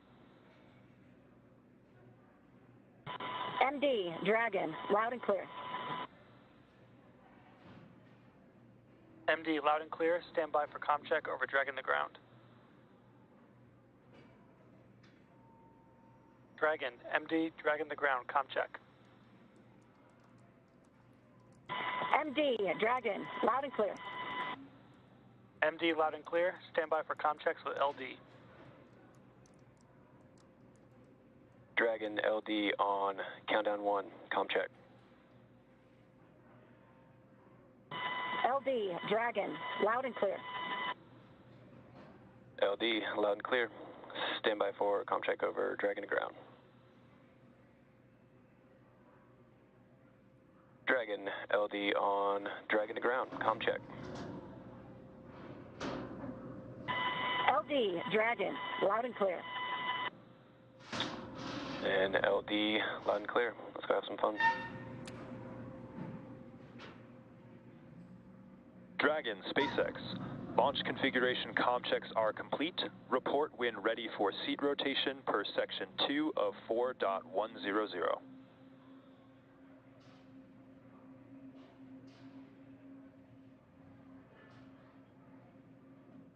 And now that we have successful comm checks, let's go over to the Johnson Space. SpaceX Dragon, we are ready for section 2 and ready for seat rotation. Looks like the crew is getting ready for seat Copy that, rotation, but Dragon. let's We head will over to the report when Johnson initiating. Space Center in Houston, Texas, and check in with Shaniqua Vereen. Thanks, Sandra, and welcome to the International Space Station Flight Control Room, or Mission Control Center, Houston. A team of flight controllers behind me is actively monitoring the space station as we speak. The crew in orbit has completed a number of tasks to prepare the station for Crew-5, like setting up tools to monitor Dragon's arrival and preparing the sleep stations for the new residents. Many of their clothes and other belongings launched on a previous cargo resupply mission. Back here in Houston, Flight Director Greg Whitney and his team are in constant communication with the SpaceX mission director for Crew-5's launch to the space station. Once we get into integrated operations, the NASA flight director will be conducting a series of go-no-go polls at the predetermined checkpoints for Dragon's approach. For now, we'll continue to follow along from here in Mission Control Houston, so I'll send it back down to the team in Kennedy. Over to you, Daryl. All right, thank you, Shaniqua. And if you're just joining us, it is T-minus 2 hours and 19 minutes until Crew-5 launches as part of the NASA Commercial Crew Program. We've got Commander Nicole Mann, pilot Josh Cassada, and mission specialist Koichi Wakata and Anna Kikina. They are strapped into their seats inside Dragon Endurance. I'm Daryl Nail, and this is Bob Benkin, history-making astronaut, here. If you want to get a question into Bob live on the show, just hop on to a social media platform, any of the following: Twitter, YouTube, and Twitch. We're streaming on Facebook as well. Use the hashtag AskNASA, and we will take your question live on the air to Bob Benkin. Now, the Commercial Crew Program has hundreds of super smart engineers and technicians doing amazing work to get us up to the station, and Megan Cruz is with one of them. Megan. Yes, I do have a super smart Dragon. engineer with me. This is Crystal Jones. She's with CCP's Grounds and Mission Operations Office. Crystal, can you tell everyone what that office is in charge of? Sure, yeah. We have a wide range of functions that we do for the Commercial Crew Program. One is assessing ground systems for crew safety for both launch ops and recovery. An example of a ground system is the crew access arm, which we just saw the crew walk through to get to the spacecraft and ingress the spacecraft. That arm has to swing away from the vehicle for launch, but if there were some sort of emergency and the astronauts needed to get out of the spacecraft, that arm needs to come back really quickly to allow the astronauts to egress. So you're responsible for just making sure that everything is operating the way that it should be, if that were to happen. Yes, correct. Okay. Yeah. And then right after this, you're also going to go to the nearby Cape Canaveral Space Force Station. You're going to be inside a room there, and I believe we have a live shot of that room. And you're going to go there so that you can serve as CCP's mishap manager, right? This is the room right here. Yes, that's correct. And I have my FAA and NTSB colleagues there with me as well. Since this is an FAA commercially licensed mission, they have mishap jurisdiction for some of the phases of flight, and so we all work together if an incident were to occur. I don't expect anything to happen. I have full confidence in the joint NASA and SpaceX team. You have such an important role here, like you said, a wide variety of things that you're overseeing. You've been here at NASA for almost 15 years. I mean, did you know that you always wanted to work here, and how did you make it happen?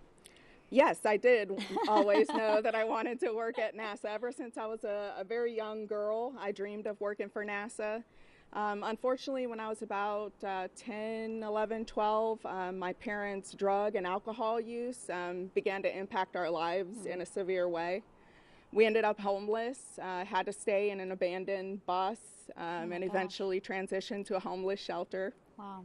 After that time, we never seemed to be able to recover as a family. We lived in extreme poverty in a bad neighborhood, but it didn't stop me from trying to reach my goals. I still had that dream. So in high school, I learned how to use a computer. No one in my area had a computer. I didn't have one, didn't know. So learned how to use a computer, researched colleges, how to apply, how to get applications, the whole financial aid process. Wow. And I was accepted into Florida Institute of Technology here in Melbourne, Florida, and got a bachelor's in astrophysics and a master's in space systems. Wow, you're not even at NASA, and you've had such a long road ahead of you, but I hope that people learn to take away from your story that really you can just follow your dreams if you have a passion for it to do it, right? That would be your message. Yeah, and I'm happy to say that my parents have conquered their addictions. And I was extremely proud of my mom before her passing earlier this year. In fact, this necklace that I'm wearing is made with her ashes. Wow. And I wear it for every launch in her memory. And I'm sure she's very proud of you. Crystal, thank you so much for being here. Yeah. We'll send it back to you guys. Thank you so much, Megan. What a powerful story from Crystal Jones, the CCP Ground and Mission Operations Office. That is inspiring to hear how she came from that difficult background to where she is now. Absolutely, Daryl. And it's amazing too when you think about going through a difficult road like that and then achieving such a high level of accomplishment here at NASA. We're just so proud of Crystal Jones, and thank you, Crystal, for sharing that story with us. We want to introduce you now to today's crew. If you're just joining us now, as you're looking inside the capsule Dragon, Endurance. You are go for Section 3 suit leak check preparation. SpaceX Dragon is a go for suit leak check preparation, Section 3 at 4.100. And there you hear the confirmation that the crew is ready to begin their suit leak checks.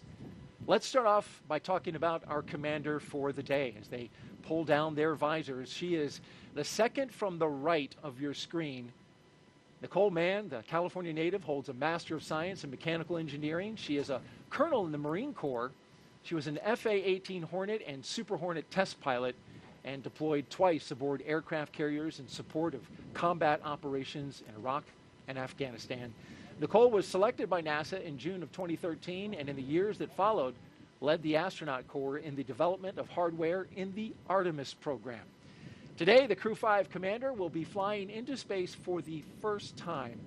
And after Crew-5 launches, she will be the first Native American woman to go to space, which is a wonderful accomplishment. Absolutely. Nicole joined the astronaut office when I was the chief of the astronaut office. I'm just super excited to see a colonel in the Marine Corps head to the International Space Station from that commander seat, just like we had for Demo 2. And you being a colonel in the Air Force, I'm sure you appreciate the military discipline that she brings to that role, just like your partner, Doug Hurley, brought a little bit of that. Sitting next to Nicole is Josh Cassada. He grew up in Bear Lake, Minnesota. The physicist and U.S. Navy test pilot flew 23 combat missions. He later became an instructor at the U.S. Naval Test Pilot School. Dragon, we have pair complete and complete with Section 3. There you hear the call that the leak checks have been completed. Good sign as we move forward.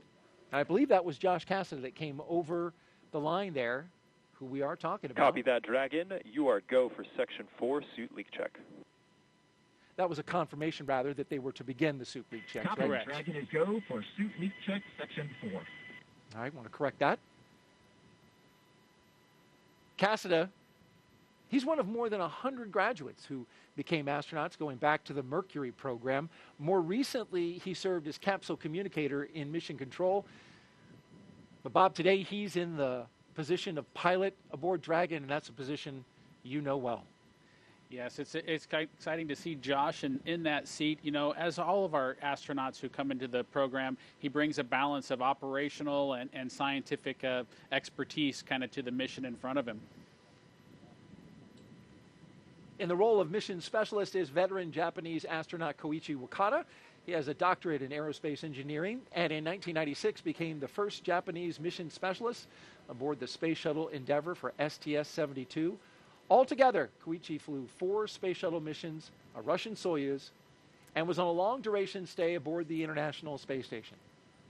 During his 2-decade career as an astronaut, Koichi has spent 11 months in space, and so he is the guy with the experience on this crew, the other 3 first-time flyers.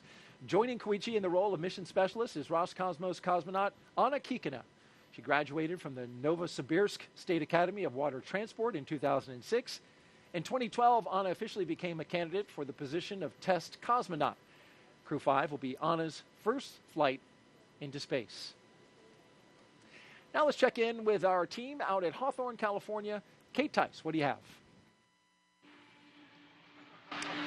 Thanks, Daryl. I'm following along with the launch countdown and our procedures. We're now coming up to T-minus 2 hours and 10 minutes. As you can see there on your screen, the crew is ready for leak checks. Those should be commencing any moment now. The countdown is proceeding nominally at this point on board the brand new Dragon spacecraft Endurance. We've already heard those communication checks between the Dragon team and the crew. We will hear checks, comm checks. So I'm hearing there's about a minute remaining in that leak check. There will be another communication check with the Falcon 9 launch team and the crew that comes up at about T-minus 2 hours. So at this point, we're in the leak check, less than a minute remaining. And after that, we'll be able to say leak checks are hopefully good. And at that point, the closeout lead will then verify that the cabin environments inside Dragon are good to go and then begin procedures to close the side hatch of the Dragon spacecraft. So that's always an exciting moment. Of course, the closeout team will perform the final leak check on the hatch, and then once that is finished, the team will begin all their steps to ready the crew access arm for retraction, and then the closeout team will leave the pad at about T-minus 1 hour, and we'll hear that called out on the nets that the team has departed the pad. And at that point in time, only our Crew-5 astronauts will remain on the pad. Now, as for Falcon 9, that team is on console in firing room 4. They are preparing for their communication checks, which will occur at T-minus 1 hour and 55 minutes. SpaceX engineers have pressurized the launch vehicle gas storage bottles. Those are composite overwrap pressure vessels, or COPVs. They contain gases that are used to fill tanks with hot helium as propellant is that are filled with propellant, filled with hot helium as propellant is drained out of the first and second stages. We saw the same. Stand by while we just confirm those results long term, and then for next actions. Dragon copies and standing by.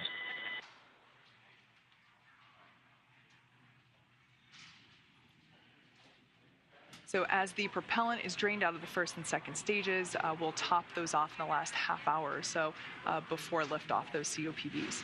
Now, we also use pressurized gases to spin the Merlin engine turbo pump when we start an engine in space. The second stage MVAC engine starts up after the first stage separates, and then the first stage engines need to be restarted for that landing sequence. The gases are also used for attitude control systems, which help the vehicle with its orientation for deploying the grid fins and landing legs. Now, of course, we're continuing to keep an eye on the weather. You can see it remains a beautiful day at Pad 39A. We are watching weather at the launch site as well as around the world for contingency abort and landing zones. And Dragon SpaceX for suit leak checks. And it sounds like we're going to get confirmation of those leak checks now. Go ahead, SpaceX. All right, Josh. We saw you come in a little bit lower than you did on dry dress, so just as a measure of precaution, we're going to have the closeout lead come in and just take a quick look and double check that everything is looking secure for zippers and umbilicals. How copy?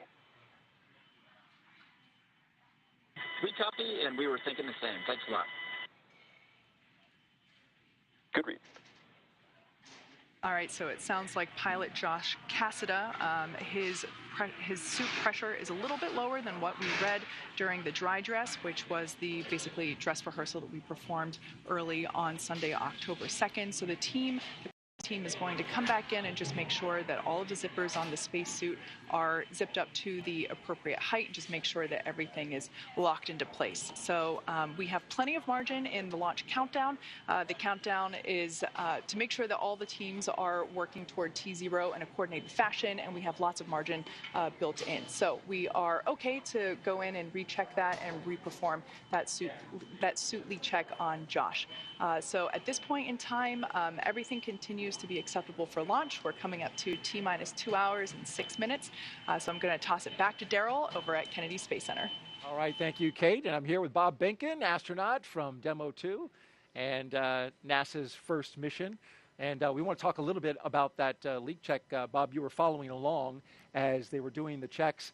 A crew now going inside to double check Josh Cassada's suit. What's that all about? Yeah, that's correct, Daryl. You know, we heard the words from the SpaceX team. What they saw was a slightly different indication than they saw during Josh's last leak check, and the team is just going to double check that to make sure that they don't see anything awry. Just an abundance of caution. As you heard, the crew reported that they had a good leak check, and so the team's just using, again, an abundance of caution.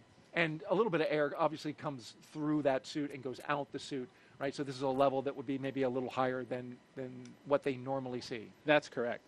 All right, very good. Well, we're back here at Kennedy, and the weather is beautiful for launch as we stand by. And there you can see the suit tech in there examining the zippers and the connection points in Josh Cassada's suit.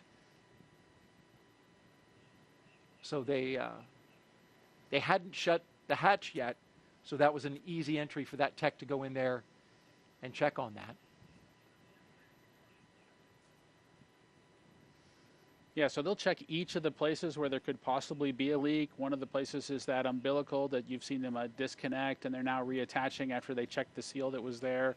They'll verify the zippers that are on the suit to make sure that those are all closed all the way to the very end. And I know that for the crew, these sorts of situations can be a little bit frustrating. They can kind of break the sequence of events, but I know they'll get right back on track here and continue. Right, these are highly trained astronauts that have been getting ready for this moment for the past couple of years, certainly ready for all situations that they may come up against. And these suits, Bob, carry a lot, right, into the spacecraft. Dragon on Dragon ground from C3. Heading here. A pause. C3, I've got you 5x5. How me? Got you the same, thank you. So I don't want to speculate too much, but when you pull the umbilical away, you know, there's an opportunity for the comm system to just need to be re-verified. So we heard Josh check back in. Those connection points, they're grouped together, right? You've got comm and air flowing into the suit at the same connection point? Correct. Also giving a check to Anas, or maybe just doing some zipping up and rechecking.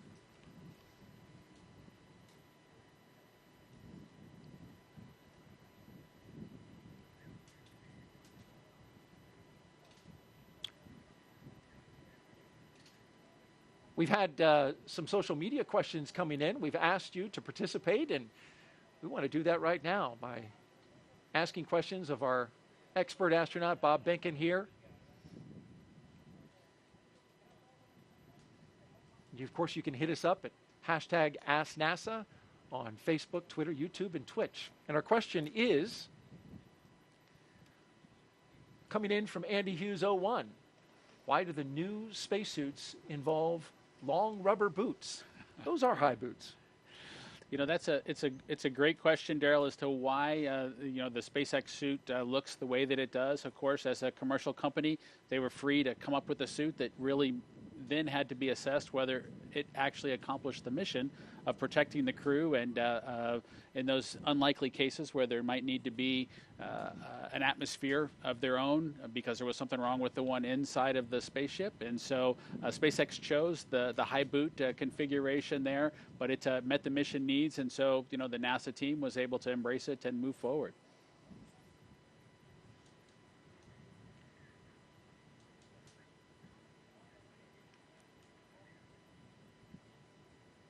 All right, we'll keep an eye on the action inside Crew-Dragon Endurance and our 4 our 3 astronauts and 1 cosmonaut who are standing by. The member of the closeout crew has exited Dragon the capsule. SpaceX, we got a report from the closeout lead about verifying all the zippers and umbilicals. We're just chatting with a few more folks to see if there's any other actions we want to take at this time. We do have 15 minutes remaining in the margin here, so plenty of time. Okay, Dragon, copies. Thanks.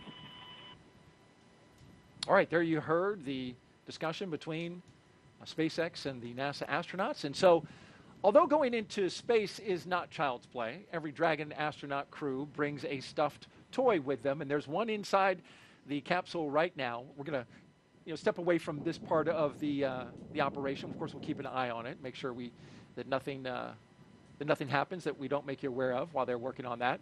But we want to take a little lighter moment, right, and look at the stuffed toys that are inside the crew. We don't know what or at least most people don't know what's inside Crew-5's capsule at the moment, but it has a purpose. When the toy starts floating, the strapped-in crew has confirmation they've reached microgravity.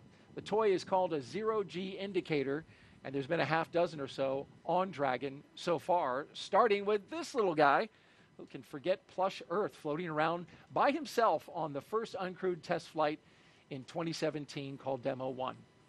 And that's Anne McLean there. She was the one that received it. And that was followed up by a sequin-bedazzled dinosaur named Tremor, picked out by those fellows right there, Bob and Doug Hurley's son Jack, and Bob's son Theo. Crew 1 then took a toy baby Grogu with them to the first 4-person crew when they reached space. But since then, well, it's been all stuffed animals. A penguin for Crew 2, and a turtle for Crew 3, and a turtle and a chimp for Crew 4, as you can see there.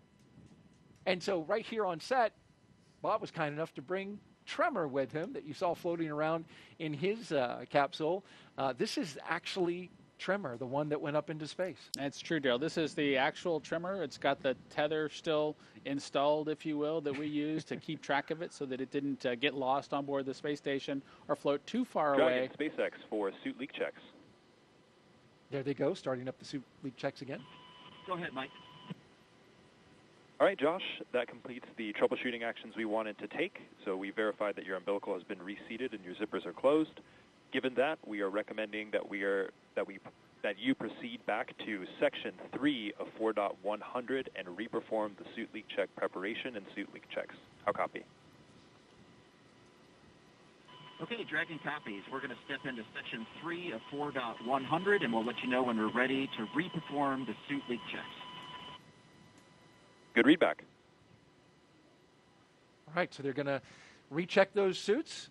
And while they do that really quickly, how did your son choose a bedazzled, sequined dinosaur for? Well, Daryl, there's never no telling what goes through the minds of 2 young elementary school boys, my son Theo and Doug's son Jack. But they had a collection, and dinosaurs were near and dear to their hearts.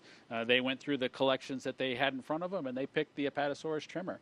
And so I'm glad that some other folks have been able to follow along with that tradition and be able to excite a couple of kids, if you will, about flying in space, even if it's for a stuffed animal. It's great to inspire the younger generations about space with something that they can access. And can you confirm that all the sequins are still there?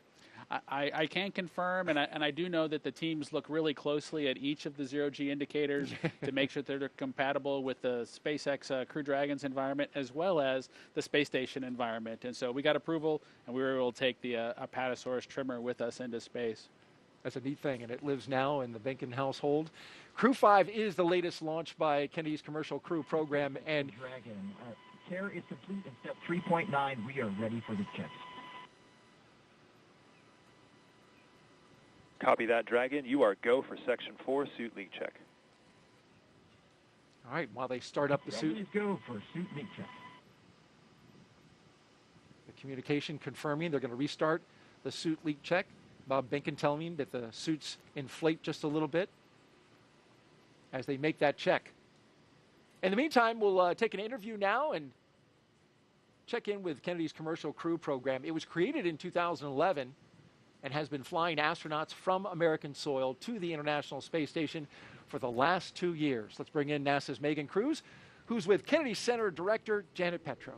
I am, Daryl. Thank you so much, Janet. It's always so great to have you here, especially for a day like today. You know, we're about to launch this new crew to the ISS. How do you feel about Kennedy again playing this important role in continuing what we do on the space station? Well, thank you so much, Megan, for the question. And as you know, Kennedy has a very long history of doing really some incredible things.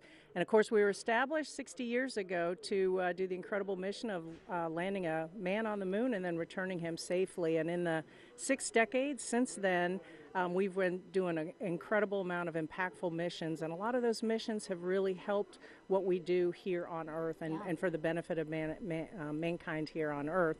That on-orbiting laboratory that we have up there is doing incredible science and technology and research that's really benefiting humankind here. Yeah. Talk to us about some of the things that we've been able to change and impact here on Earth because we're launching and because of what we're doing here at Kennedy.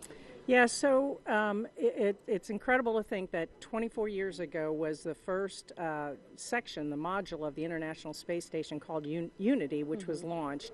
And in that time, since then, we've had more than 20 years of a human continuous presence on the International Space Station.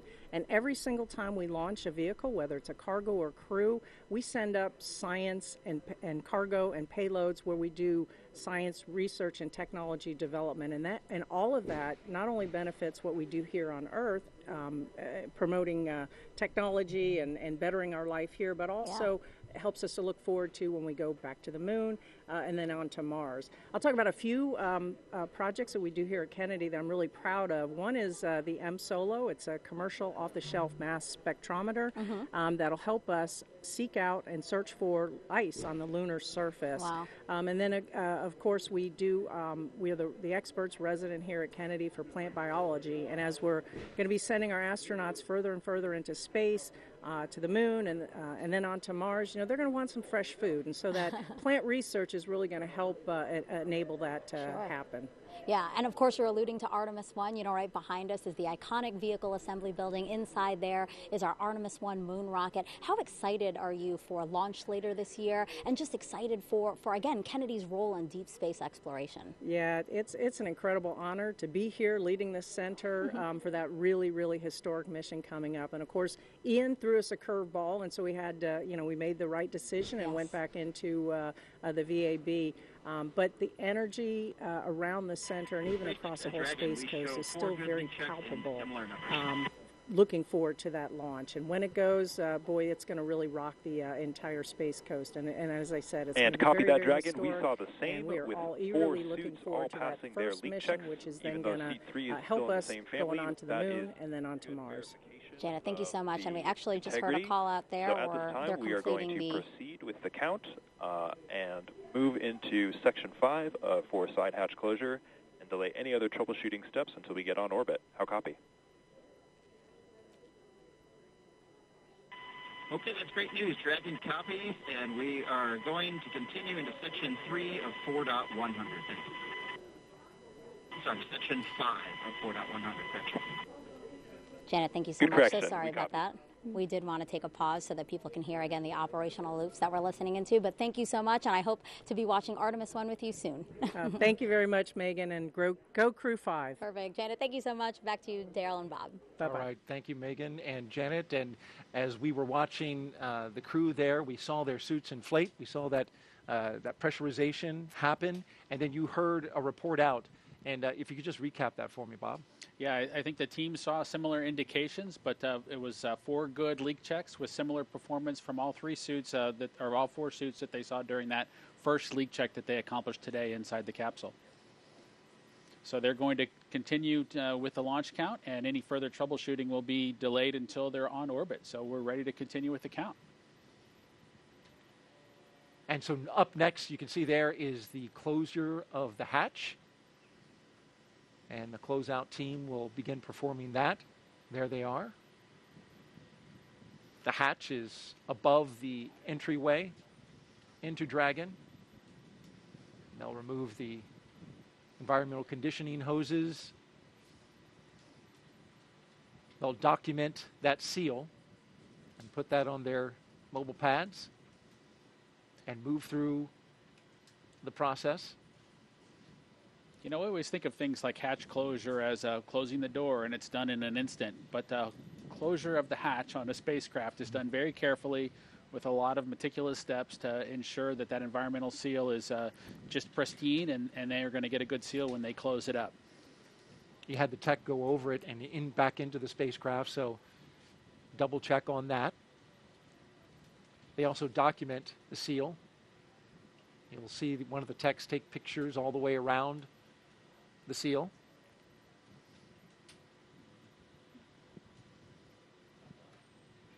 And we can think some about that hatch being closed, and then it'll be reopened when they come back at the end of their mission after splashdown, and when the vehicle's brought on board the ship. So it's going to stay closed for a long time after they get it closed for the spacecraft launch. That's a great point. So it needs to be closed well.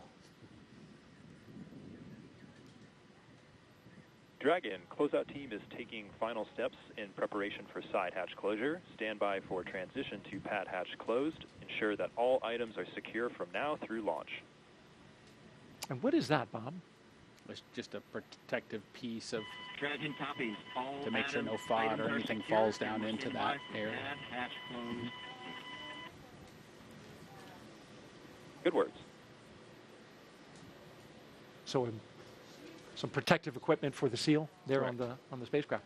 All right, very good. We'll keep watching the action and tracking the progress as we head down towards launch. T-minus 1 hour and 50 minutes until liftoff of Crew-5. I want to head on out to Megan Cruz, who is with our NASA administrator, Bill Nelson.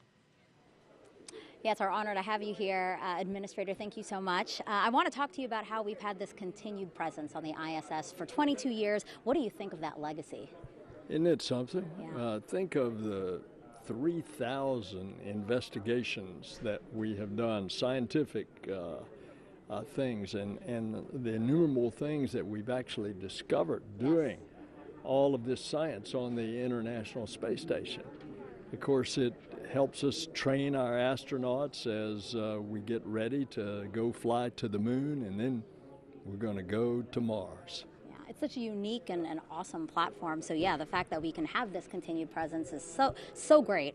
And you know, Crew-5 is this first mission to resume integrated crew flights to the space station with Roscosmos. Integrated crews have always been the norm on the space station, right? That's right, because we built the space station together, now with 15 nations, particularly with the Russians. There's a Russian segment on the station. They provide the propulsion. We, the U.S., provides the electricity. So for the safety of all the crew, as well as the operation of the station, we need both there. Now, particularly with regard to safety, if there were a problem, for example, with one of our ability to get to Earth, say we had a medical emergency and had to get somebody to Earth, you need that integrated crew so we can still operate both parts of the space station. So safety is a big reason for us. Yeah, and you know, we are launching today with the help of SpaceX. What do you think about the fact that we've had such a wonderful cadence with SpaceX these last 2 years with the commercial crew program? Well, SpaceX has been excellent to work with, and the proof's in the pudding. As a matter of fact, what's happening at the Cape is just unbelievable. Last night there was an Atlas launch. Today we're launching crew to the station. Tomorrow they're going to launch 2 communication satellites, all within the span of 3 days. Yeah. So it's incredible. But SpaceX has really been inventive, creative. They've been a good partner for NASA, and it shows that this commercial public-private partnership is actually working. Yeah, and now as we're under 2 minutes to launch of Crew-5, what do you have to say to the crew? Any message for them? Well, not only go Dragon, go NASA, but Godspeed. And 2 hours to launch. I misspoke. I'm too excited. You are. Administrator, thank you so much. I appreciate you being here again. Thanks. And we'll check it back in with our partners at JSC now.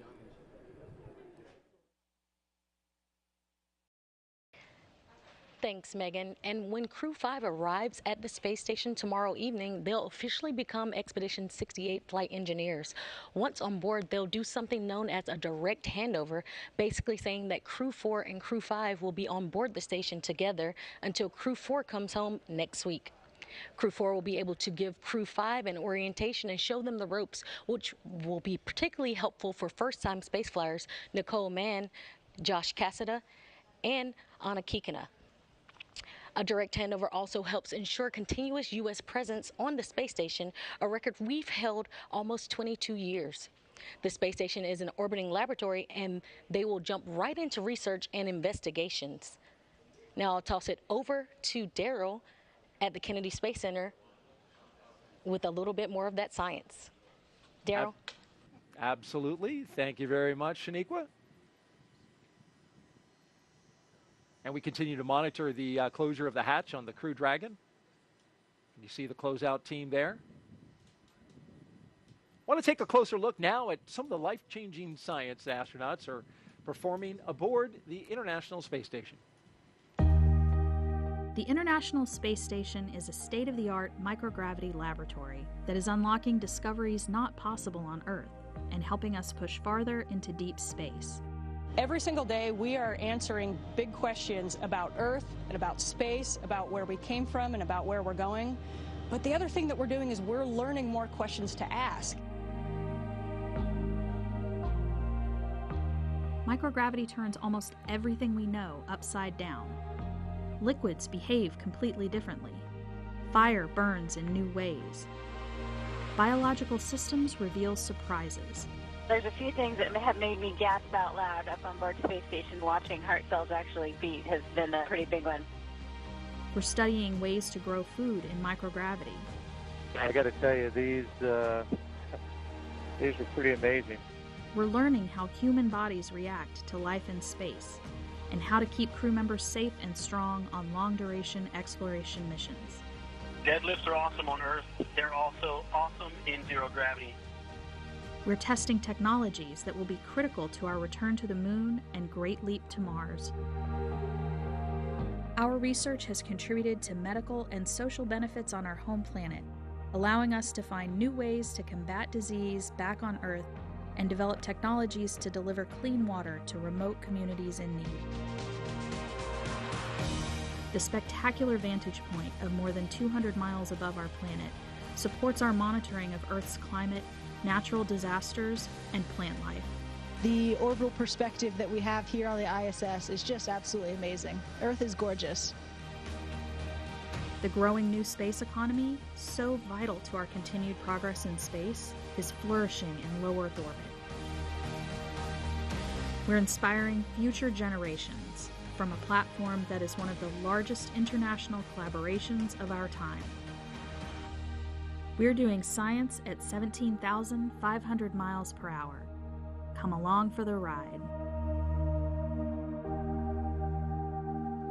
So much about what these missions are about is the science. And even though, Bob, you were telling me, test flight, that of course it was historic at the time, that was reestablishing America's presence to launch from American soil, get to the space station. You didn't have a lot of science on your flight, but when you got up there was a lot of science to do, right? Even a backlog. Absolutely, Daryl. You know, for my launch guest, even though it was a test flight that we were headed to the space station to check out a new vehicle, my T-shirt said, "Because science." And that was the reason that we were going. And I was proud to be a part of when I arrived at the space station, of the science that we were able to accomplish. As you mentioned, there was a bit of a backlog. We had a single U.S. crew member, and Doug and I were put into service right away, trying to support getting the science program back up and running and back at full speed. Working hard on that science, just like our next guest who is joining us now. We have Mike Roberts here with us. He is the chief scientist for the ISS National Laboratory. Mike, thank you so much for being here with us today. It's a beautiful day to launch and a good day to talk about some of the science that's on board. You got currently, as I understand, 235 investigations on board.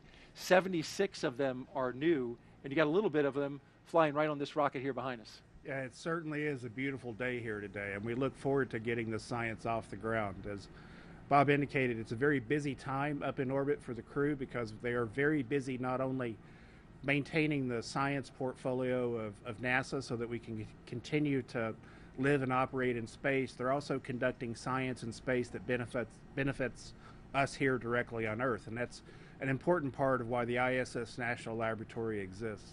What is some of the science that Crew-5 is working on?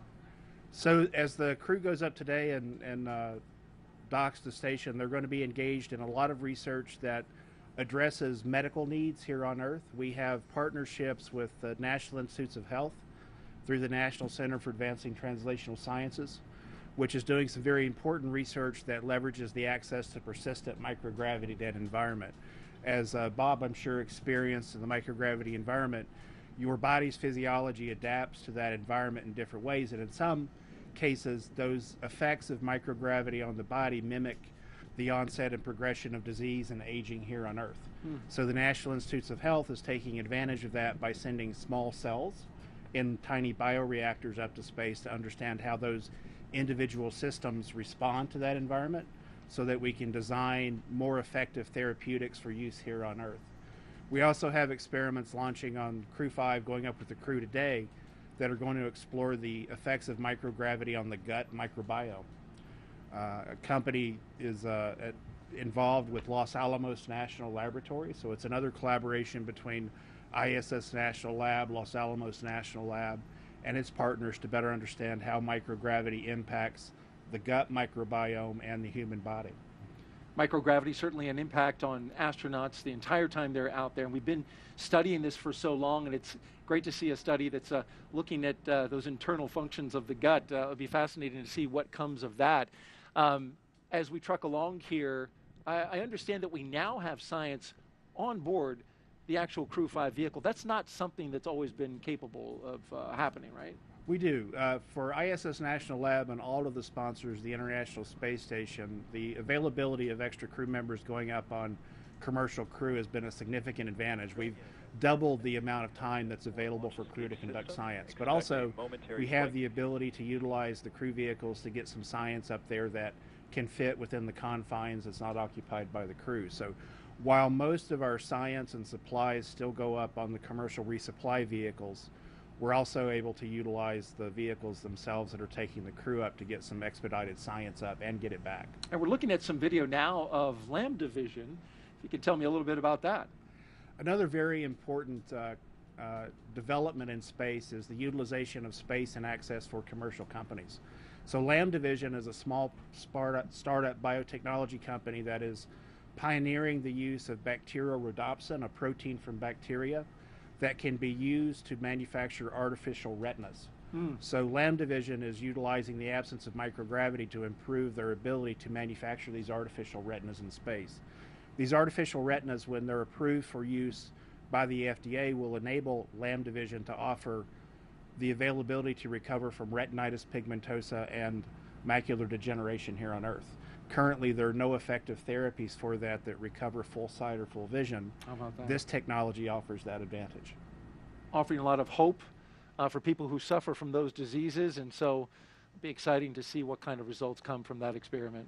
It is, and Lambda Vision's had the opportunity through ISS National Lab and NASA to operate 4 different experiments in space. So this new era of easy access to space for supportive science that benefits here on Earth is really turning into some new great dividends for people on Earth.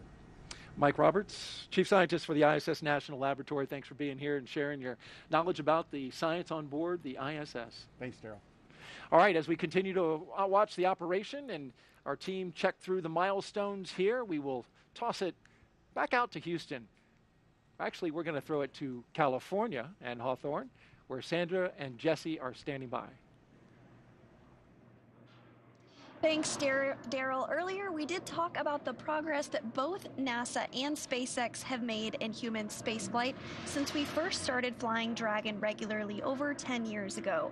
So to support our increasing number of human spaceflight missions, your spacesuit team has been busy at work, Jesse. Yes, we have.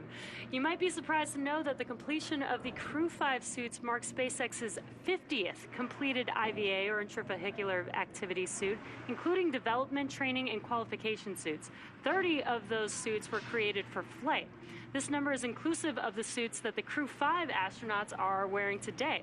17 of the 50 were built and used for development and training. One was used to get our suit qualified for space, and we produced suits to support the passengers for a couple demonstration missions as well. You may recall Starman and Ripley. Starman flew on our first Falcon Heavy flight in 2018 and is still flying around out in space. And Ripley was the anthropomorphic test device that flew on Demo 1 to help us collect lots of data before flying Bob and Doug. And as a reminder, this spacesuit that you've seen the crew wearing throughout operations today is an intravehicular activity suit designed for use inside Dragon. Its primary function is to protect the crew in the event of a cabin depressurization. Now, when the astronauts move onto the International Space Station following docking, the spacesuits will stay on board Dragon. The astronauts will then use NASA's Extravehicular Activity, or EVA, suit when outside of the International Space Station performing spacewalks. The suit teams work tirelessly to make sure all of our astronauts have a positive experience while wearing our spacesuits and ensures the highest level of safety. Now, similar to how we innovate and further develop our launch vehicles with each tester mission, our spacesuits have continued to evolve since NASA astronauts Bob Behnken and Doug Hurley first donned them for Demo 2. Some improvements include the patterning process for better fit. Patterns are the individual pieces of fabric that go together to create the suit. Our process involves taking measurements, generating patterns based on those measurements for each layer of the suit, and then performing fit checks where we put together non-flight, quick versions of the different layers of the suit to make sure that they fit correctly before making the flight suit. Now, we've also continued custom patterns for each crew member and have made significant reliability upgrades in the spacesuits. And while the suit is a single piece, which means the helmet, gloves, and boots all remain attached as one piece, with us today is a SpaceX helmet lent to us by the spacesuit team, and you can see it here on the table right now. That's right, Sandra.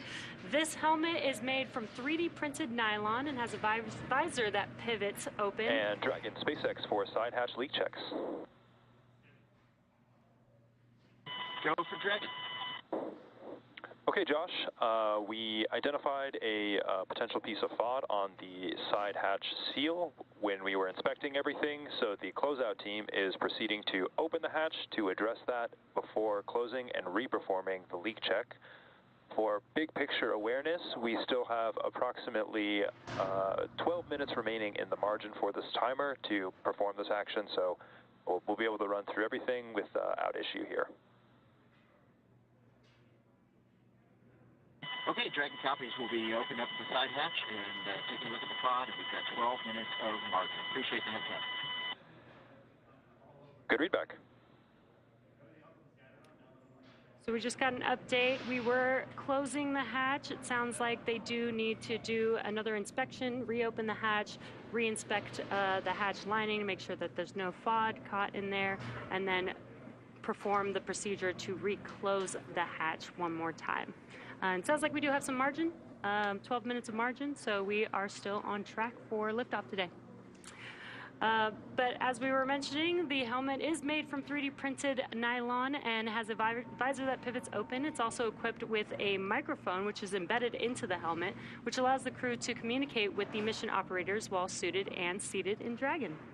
That's right, and those communication systems that you were talking about, you can see inside. They're not inside this helmet because it's not going to be used throughout the mission, but the crew does have the ability to hear via the helmet, and you can see the slots right there for that capability. Yeah. And so now we're going to check in with Kate while the team is working on the hatch. So Kate, how's it going over there?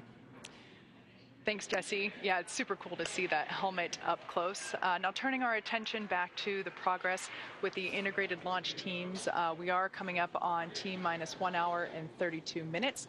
As we just heard a couple of moments ago, the closeout team identified a little bit of FOD in that hatch seal.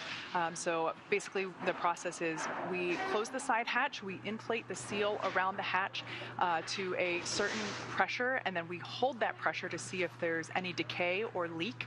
And if there is, that's an indication that something is in the seal, and that's what occurred today. So the team is in the process of reopening the hatch. They'll clean the seal out, close it, and inflate the seal and re-perform that leak check. So normal, as we heard mentioned, we do have 12 minutes of margin in the launch countdown, as I've mentioned before. The countdown is to make sure that everybody is, all the integrated launch teams are aligned, and we do build margin in order to make sure that we can deal with things like this as they come up, similar to whenever pilot Josh Cassada had a little bit of decay, or excuse me, not decay, a lower pressure value read on his suit, so we rechecked the suit pressure there as well. So working through those, no issues. We're still tracking for launch today, and as you can see, the crew seated there comfortably in the capsule. It looks like Anna might be taking a little pre-launch nap. I don't know if I personally would be able to pull that off, so I really admire the calmness that she's demonstrating today. So once that hatch is closed back up and we successfully leak check on that, we should be good to go. We see some movement there. She's not napping. As for the launch engineers, they are located in Firing Room 4 in the NASA Launch Control Center at Kennedy Space Center. They have a view through their large windows of Pad 39A, which is located just 5 kilometers east of them.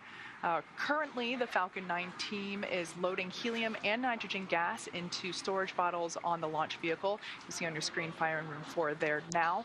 RF checkouts are now also complete, and the final review of vehicle testing performed earlier today is underway. So the SpaceX chief engineer, who for this mission is Dan Alex, he will check in with the team at T-minus 80 minutes to verify that we are good to continue with the countdown.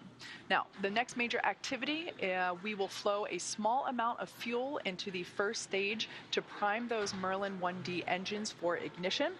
The team is also monitoring fuel and liquid oxygen loading preparations, ensuring that the propellants in the ground tanks are correctly chilled to prior to loading them onto Falcon 9. Propellant load will begin at T-minus 35 minutes. Now at just under T-minus 1 hour and 30 minutes ourselves, the weather continues to be green. As you can see, beautiful clear day at Pad 39A, but we are of course monitoring weather at downrange as well, and that continues to look good, and the range remains green and ready to support. So all that being said, we are on track to launch in under an hour and a half from now, and we are certainly getting excited here in Hawthorne.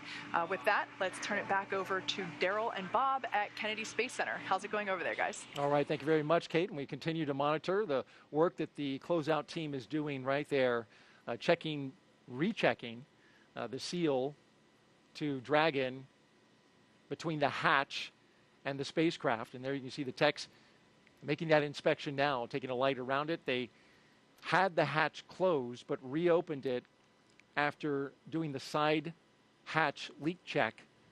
And Bob, it was interesting. We were talking about this just briefly before Kate threw to us, and there's a way they can check that seal to see if there's any FOD in it. And I thought it was interesting how they do that. Yes, Daryl, Kate gave a great explanation of that process just a couple minutes ago, but what they do is they need to find a way, of course, before you get into space to make sure that the integrity of that seal is good. And so what they do is they're able to inflate a small portion, a small volume, to ensure that they do have a good pressurization on the sides of that seal. And if they do have a leak or some indication that things aren't exactly right, the most likely culprit is some sort of foreign object that's kind of captured in that sealing surface. And so the team goes back in, cleans that area out, and then we'll kind of reaccomplish that leak check to make sure that it's good before the crew gets into the vacuum of space with the spacecraft. And you can see they've wrapped up that process of inspecting, cleaning, and documenting the seal, and now they've reclosed the side hatch to Crew Dragon with our Crew-5 astronauts inside, and they'll start sealing up the hatch now. We'll keep monitoring the action and let you know what's going on. And Dragon, for a quick update, the closeout team was able to open the side hatch and remove the hair that they identified as FOD. They've closed the side hatch and are stepping into their leak checks right now. We are right on schedule for launch today. Dragon copies. That's great news, and we're standing by for that lead check. Thanks. Okay, well, there you heard confirmation that they found what it was. And real quick, Bob, before we throw it to an interview, a hair was identified. It's fascinating to me that something as small as hair can actually compromise a seal. Yes, it's really important that that area is super pristine, and like we talked about a little bit earlier, that hatch is going to be closed for 6 months as they make their way into orbit, and then won't get open until they come back and are on aboard the recovery Dragon, ship. Ground is going to be commencing a health check for launch escape system a second time. Expect a momentary flight computer state change, followed by that transition back to pad hatch closed. Dragon copies. We'll expect it again prior to going back to pad hatch closed. Thanks. Good readback.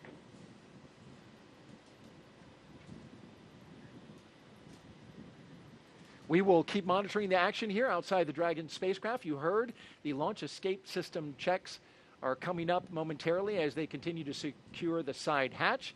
In the meantime, let's go out to Megan Cruz, who has a very special guest, Lieutenant General Thomas Stafford, one of the 24 astronauts we sent to the moon. Megan.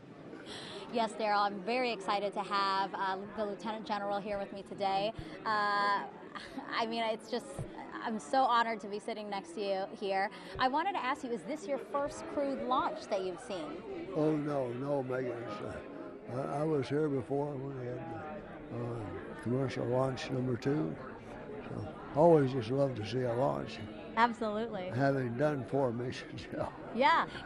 Does being here, does it make you kind of reminisce on those 4 missions you've had? You're a part of the Gemini and Apollo programs, and we actually have some pictures of you from those missions that we'd love to share with everyone. Can you talk us through what this picture is? Here we are right after we've landed on Gemini 9. That was in June 6, 1966. There's Gene Cernan, my pilot. He's the first one to walk in space completely around the world. We did 3 different rendezvous on that. And we also touched down closer than any Gemini or Apollo. Wow. And then we have another picture, actually. This one's from Apollo 10, right? And that's you, the second astronaut farthest from the transport van, right? Right. So that was a great mission. It was the first lunar module to the moon. And I did the first. We were too heavy to land, or we might have had a chance to be the first ones to land on the moon. But we were too heavy to land, but we went down to 9 miles above the lunar surface. Photo mapped, radar mapped, and visually mapped, picked out an ellipse that had 3 potential landing sites. He did that twice and came up and did the first rendezvous around the moon. Yeah. And then on the way back set the all-time world speed record. This picture's a little blurry, but it's honestly my favorite of the 3 pictures. Can you tell us what's happening here? You guys are on your way to the moon here, right? We're on our way to the moon. We're walking slow to the transfer van. But then on the way back, we were doing, 24,791 miles an hour, or Mach 36. Miles per second, making 7 miles a second. Wow. So that record still stands. Wow.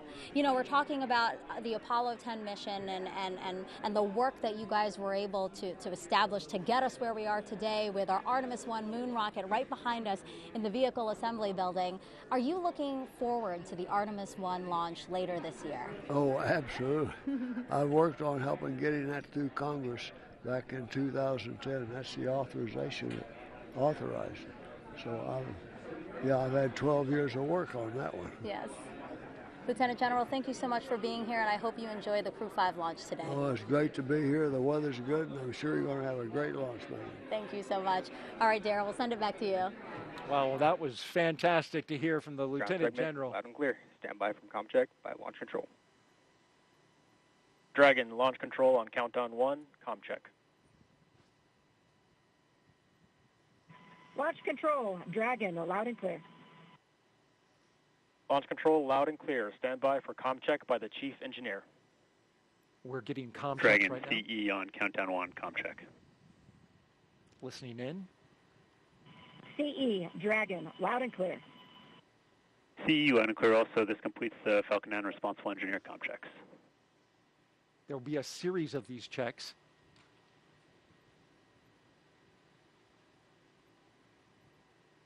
establishing a number of communication paths to the crew from launch control.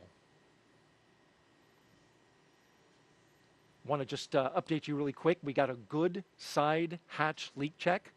Again, a good side hatch leak check after some FOD was found that compromised it following the first closure. Teams went back in, opened the hatch, cleaned off the seal, shut the hatch back, rechecked the seal, and we are good to go. Again, good side hatch leak check, and we're moving forward now with the Comm Checks. The SpaceX team working quickly. They had 12 minutes of margin. They whittled that down to about 3 or 4 minutes. And so great job by them. Tackling that issue that can pop up as you're preparing to launch a spacecraft to the International Space Station. There's the Falcon 9 rocket on the pad with the Dragon spacecraft atop. We've got a beautiful day. Nice skies above. Take a little moment to listen to a special message now from somebody who's familiar to both of us, more him than me. Our previous co-host from the last crew mission, Crew-4, and the launch broadcast, a very special person to all of us here. Let's take a listen. Hello, husband. It looks like you're doing a great job with the launch commentary. Keep up the great work. It seems like all those tips that I gave you are paying off. A couple of things I forgot to mention, though. You should probably share some of your snacks with Daryl because he does get a little hangry if he doesn't get enough to eat. And also, it's important as the co-host to make sure you laugh and smile at all of his jokes. It makes him feel really good. Actually, there's a couple other people in the family that want to say hello to you as well. Just give me 1 second. Do a good job, Daddy, or else I will find new ways to motivate you. In all seriousness, though, Nicole and Josh and Koichi and Anna, I want to wish you well on your journey. You guys have worked so hard to get here. You're going to be absolutely outstanding on the International Space Station. I cannot wait to see you up there. We're going to be cheering you on from down here. Have a blast, and we'll see you when you get home. What a beautiful message. She's so good with the camera and giving the message. Thank you so much to Megan MacArthur for saying that. By the way, I've taken care of myself. I've got my food here. But it's so good to see her, and you're a little touched by her message. No, it was absolutely great to see my wife, of course, our dog Shadow, who arrived in our family after we returned from the Demo 2 mission. You know, my son requested Dragon approval. SpaceX, we just had a good side hatch leak check. My son requested approval. Dragon copies. That is great news. To have a dog when the mission was accomplished, and so that was pretty cool to have the dog included. And of course, Darth Vader making a guest appearance, not something that I expected, but that costume has a little bit of history. We surprised Megan during the mission on board her time on Space Station with that costume, and surprisingly, she found one on board Space Station to surprise us right back. How about that? And he's using the dark side of the Force at the moment. He's going to motivate an answer out of you. He may have heard that line from both his mother and myself as we try to work through elementary school. Well, a nice moment there. Thank you, Megan, for doing that. And I'll make sure Bob laughs at my jokes, or maybe I need to just tell better jokes. That's what it is. Hey, we want to catch you up on the action. We did have some FOD that was found in the seal in the side hatch, and that was removed. The SpaceX team working quickly to get that removed and cleared. They resealed the hatch and repressurized it, and we have confirmation just heard minutes ago of a good side leak hatch check, and so the team is moving forward. The beautiful shot of Dragon as we look out over the Atlantic. We've got some social media questions, and we asked you to submit them. We've had a little action that we've been dealing with this morning, so haven't been able to do a whole lot of questions, but we're going to start getting to them now. And @Con asks, what kind of personal items can the crew take with them to the International Space Station? No, Daryl, it's a great question and one that we get asked often. What kind of personal items can the crew take with them Usually it's something small is probably the best answer to that question, but they're items that are personal mementos of family members or otherwise. You saw my son earlier in the Darth Vader costume. As you can tell, Star Wars has a special place in our family, and so we were able to glue together a small Lego ship and have my wife take that into space. I took one during my mission as well, so that we would have something that he could connect with that was part of our family, something to talk about, during our family conferences. There are many small items with individuals that you want to make a personal connections with that typically the crew will take with them. They also take something that's special to them that allows them to either remember Earth or take advantage of a hobby that they have, whether it's a guitar or other musical instrument, small items like that. It must be nice to have that connection back to Earth and your family because of, you're up there in space, and especially now with these long-duration space missions lasting 6 months. And it's interesting, you mentioned the small effects.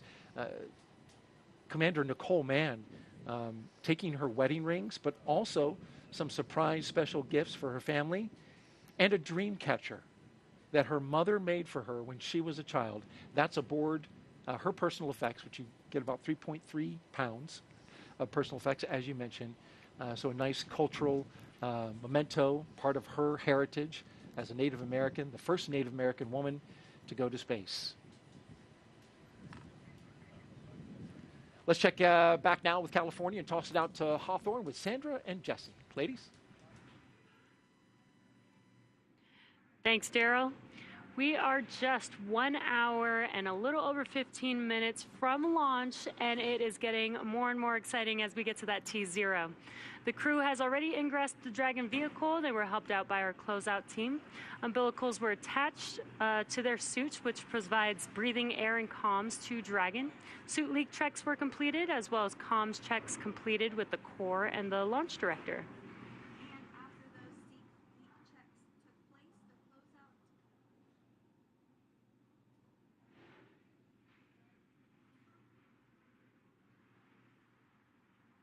And after those suit leak checks, the closeout team was able to close and seal the hatch. We just got confirmation that we did have a good leak check. During the first round of closing the hatch, they did find a piece of FOD. It was a piece of hair. We were able to open it back up, remove the FOD, and close the hatch, and then completed that seal check. And now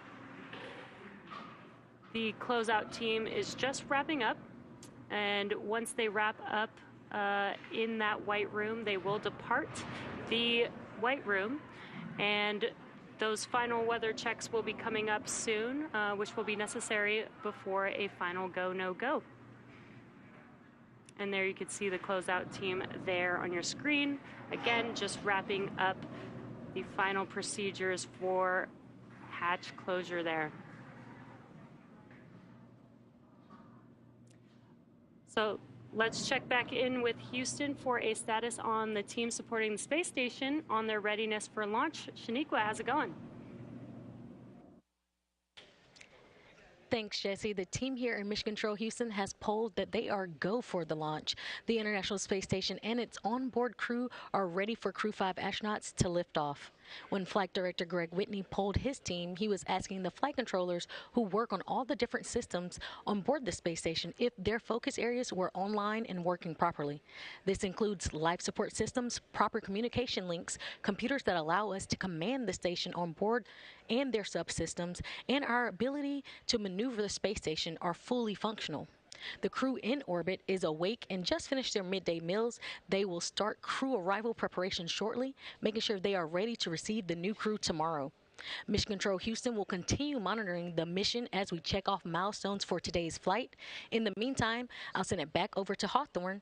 The International Space Station Flight Control Room is ready for launch. Sandra? Thanks, Shaniqua. That's great news. And while Crew-5 is launching today, just a few months ago, we were launching another crew to the International Space Station. That is, of course, Crew-4, who launched in April. The Crew-4 astronauts currently on board the International Space Station have spent nearly 6 months conducting scientific research in areas such as materials science, health technologies, and plant science to prepare for human exploration beyond low Earth orbit and to benefit life on Earth. Such research also lays the groundwork for future exploration of the Moon and Mars, starting with the agency's Artemis missions. Dr. Chow Lingren was born in Taipei, Taiwan, but spent most of his childhood overseas in England. He was an instructor and jump master with the U.S. Air Force Academy and also has a doctorate in medicine and served as a NASA flight surgeon. After he was chosen as an astronaut, Lingren flew on Soyuz and spent 141 days in space during Expedition 44 and 45. He has a wife and 3 children and is the commander of Dragon Freedom. And up next is fellow airman Bob Hines. He was born in Fayetteville, North Carolina, and has a wife and 3 daughters. He has a Master of Science in Aerospace Engineering and served 21 years in the U.S. Air Force as a test pilot and as a fighter pilot in the F-15E.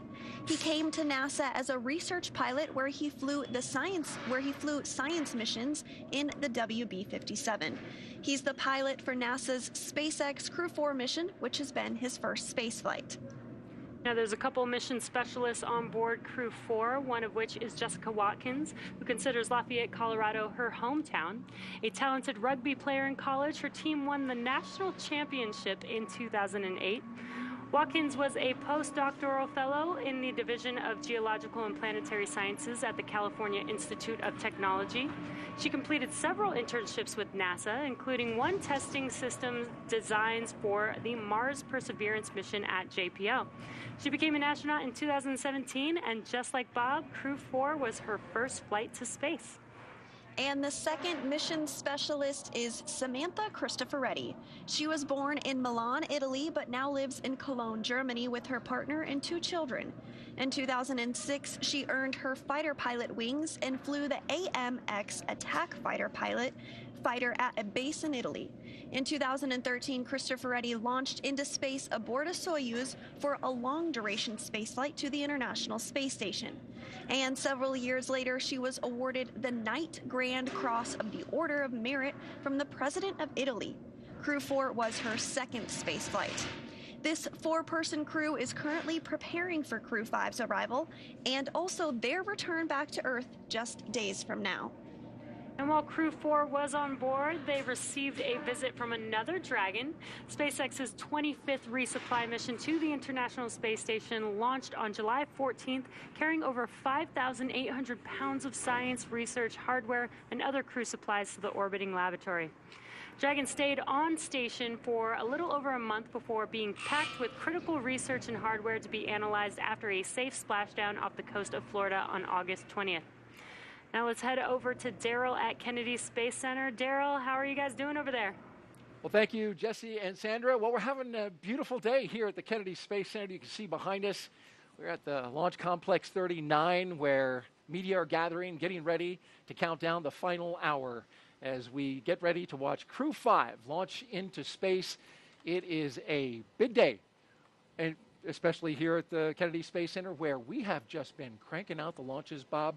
3 launches in 3 days from 3 different pads. We had the Atlas V going off from 40 yesterday. We've got Crew-5, of course, from Launch Complex 39A today, and then tomorrow, SpaceX launching from their other launch pad, Pad 41. It's hopping. Outstanding to see all that action down here at the Kennedy Space Center. And again, it's a beautiful day. I'm looking forward to seeing the Crew-5 folks get into orbit. Indeed, and liftoff time is still holding for noon Eastern time, 56 seconds after noon, if you want to be right on the second. We're also tracking no issues at the moment with Falcon 9 or Dragon. We did have an additional suit leak check that we performed, as well as a spacecraft leak check. Those are good to go. Dragon now good to go. The range is green. And, of course, the weather is doing fabulous here at the Kennedy Space Center. Downrange, they're watching some winds in the abort corridor, but they're looking good right now.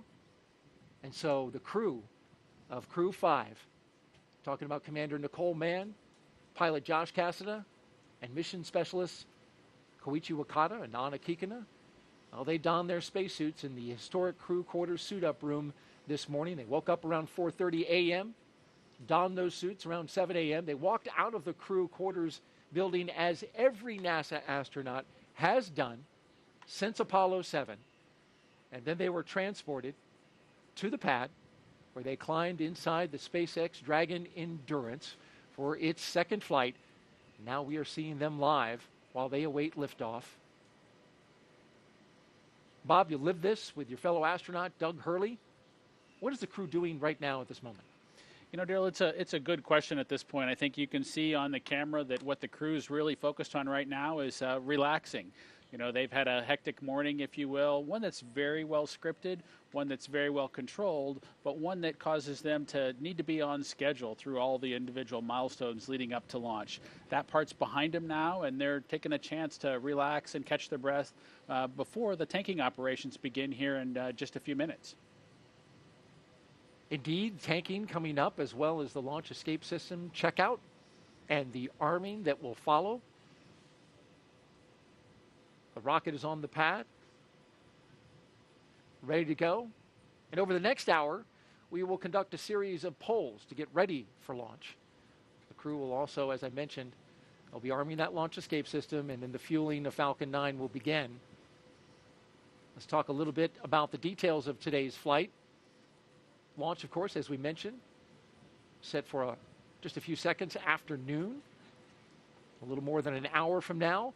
And then Crew-5 astronauts will race towards space, reaching orbit in about 12 minutes.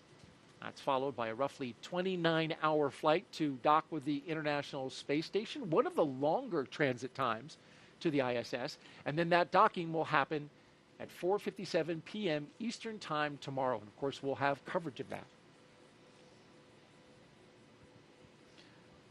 A quick history of NASA's Commercial Crew program. It all began with the first successful and historic test flight of Crew Dragon. The closeout team has departed the crew arm, and with that, ground is going to cycle the orbit tank isolation valves to equalize low flow pressure. Dragon copy. All right, they're cycling the valve there, and as well, closeout team is now departing that location that you see, 39A. They'll be making their way off the pad, and that'll lead us into getting ready to fuel the rocket. Of course, I was talking about the historic test flight for my partner here and co-host, Bob Benkin. His crewmate, Doug Hurley. Together they flew the mission that was called Demo 2. And after Bob and Doug returned, of course, NASA was certified with SpaceX to fly astronauts regularly to and from the International Space Station. And of course, that led to the regular rotational missions that we see today, the 5th rotational mission to the International Space Station.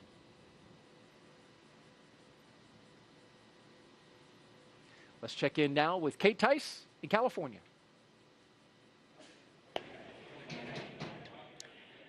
Thanks, Daryl. Quick status update for those that have recently tuned in. We've had a smooth countdown so far today. You can see there on your screen, our 4 Crew-5 astronauts have ingress. They are in their seats. Their 5-point safety harness is buckled in, and they are looking relaxed and ready to go. They ingressed about an hour and 45 minutes ago, and the teams have completed the required comm checks, the suit leak checks, the side hatch closure, and its associated leak check. We did have to redo that leak check as a piece of FOD was found in the seal, so we opened the hatch back up, cleared out the seal, cleaned it, and then closed the hatch again and reperformed that leak check, and we got good leak check there. And we heard just moments ago that the closeout team is beginning to depart the pad. And at that point in time, it'll just be the Crew-5 astronauts left on the pad once the closeout team departs the BDA. At this point in time, I'm happy to report that the SpaceX team is working no issues, and the pace is certainly beginning to pick up. As for Falcon 9, our 2-stage reusable rocket, final propulsion checkouts of the first and second stage stages, and the engine began a few minutes ago in preparation for propellant loading. This involves testing and cycling valves and engine pneumatics pressurization. At T-minus 45 minutes, the team will report their readiness for prop load with a final electronic go, no-go poll. Again, that prop load will begin at T-minus 35 minutes. As for Dragon, before we can start loading propellant on Falcon 9, we still have a few Dragon-related tasks to perform. First, we need to retract the crew access arm away from the Dragon capsule. We can see it there, currently connecting the crew tower to the capsule. We will need to retract that access arm away to its launch position. That will happen between T-minus 44 and 42 minutes, so shortly coming up. That will be the last physical change to the crew tower. With the access arm out of the way, the launch escape system will then be armed. Once those two events are complete, Dragon will be ready for Falcon propellant loading. We did hear earlier in one of the pre-launch briefs that once the launch escape system is armed, we will not have the ability to recycle. So we are basically locked in for launch today as soon as we have that launch system armed. As for weather, we will also verify with the launch weather officer that all the weather meets all of the associated constraints, including items such as wind speed, lightning, and precipitation. Looks like with those beautiful blue sky behind Falcon and barely any clouds, we don't think rain is going to be an issue, nor lightning. Now, we do expect acceptable weather conditions for launch, both at surface level and upper altitudes. As I mentioned earlier, we have been watching those downrange winds, and they continue to trend favorably. So everything green there. As for the range, currently clear for launch from historic launch pad 39A, the worldwide network of ground stations, and the tracking and data relay satellites, or TDRS as you hear us refer to it as. Those are ready to support Dragon as it heads into orbit. Today we have an instantaneous launch window at 12 p.m. Eastern, noon on the dot. Once we begin loading propellant, there is no opportunity to change that T0. The timing for Dragon to rendezvous with the International Space Station is incredibly precise, down to the very second. So we only get one chance at it today. But at good news, at T-minus 1 hour on the dot and counting, we are go for launch. And we are now less than 1 hour until liftoff. This day is the Dragon, you are go for Section 6. When ready, report go for launch. Dragon copies. We're stepping into Section 6 at 4.100, preparation for LES Army. Good readback. So again, we are now less than 1 hour until liftoff, and this day is the continuation of regular crew flights to the space station from U.S. soil. SpaceX's Crew-5 mission will be the company's 6th crewed spaceflight for NASA, following the crewed test flight Demo 2 and 4 previous operational crewed missions to the International Space Station. It will also be SpaceX's 8th crewed spaceflight overall, including the private orbital mission Inspiration 4. Today, our crew is flying on board Dragon Endurance. It will be the second flight for this capsule, and it will be taking a ride on a brand new Falcon 9. Now, it's been a great countdown so far. Weather, as Kate has been updating us with, is still good for T0, so the excitement just continues to pick up here as we get closer to that T0. SpaceX Dragon in Section 6, Crew-5 is go for launch. Copy that, Nicole. Crew-5 is go for launch. And you just heard it yourself, Crew-5 is go for launch. Another exciting milestone. We did start our coverage earlier today with the crew heading to the launch pad. And prior to that, the SpaceX team did help the crew put on their spacesuits and conduct initial checkouts before crew walkout.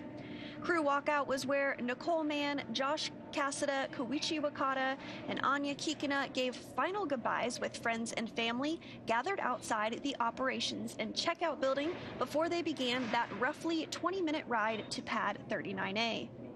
And we were able to watch the crew as they boarded their Teslas and headed down the NASA Causeway, headed towards the launch pad. And once they arrived at the pad, the crew took a moment to enjoy the view of the vehicle as that they will be taking flight on this afternoon, and then headed up the fixed service structure to begin a process known as Crew Ingress, where the astronauts entered the Dragon spacecraft. The SpaceX team then performed a series of checks to ensure the suits, seats, and vehicle interactions were all functioning properly. And a short time ago, the team did close out Dragon's hatch, and the crew is safely inside. So with less than an hour to go until liftoff, things will continue to pick up as we get close to the go, no-go pole to arm the launch escape system and begin propellant loading. The crew pull for readiness was completed at the T-minus 60-minute mark, and the Dragon pull for prop load is coming up here at T-minus 55 minutes. After that, at T-minus 45 minutes, will be an internal mission control Hawthorne pull, and then the launch director's pull for propellant loading. When we get to about T-minus 40 minutes, the crew access arm will retract, and the crew will get the call to close their visors and to arm the launch escape system. Now, this is the automated safety system in place that can fire the 8 Super Draco thrusters on Dragon to quickly separate the crew from the rocket, either on the pad or during the flight on the ride uphill. And then once we reach about T-minus 35 minutes, propellant loading for the Falcon 9 will begin.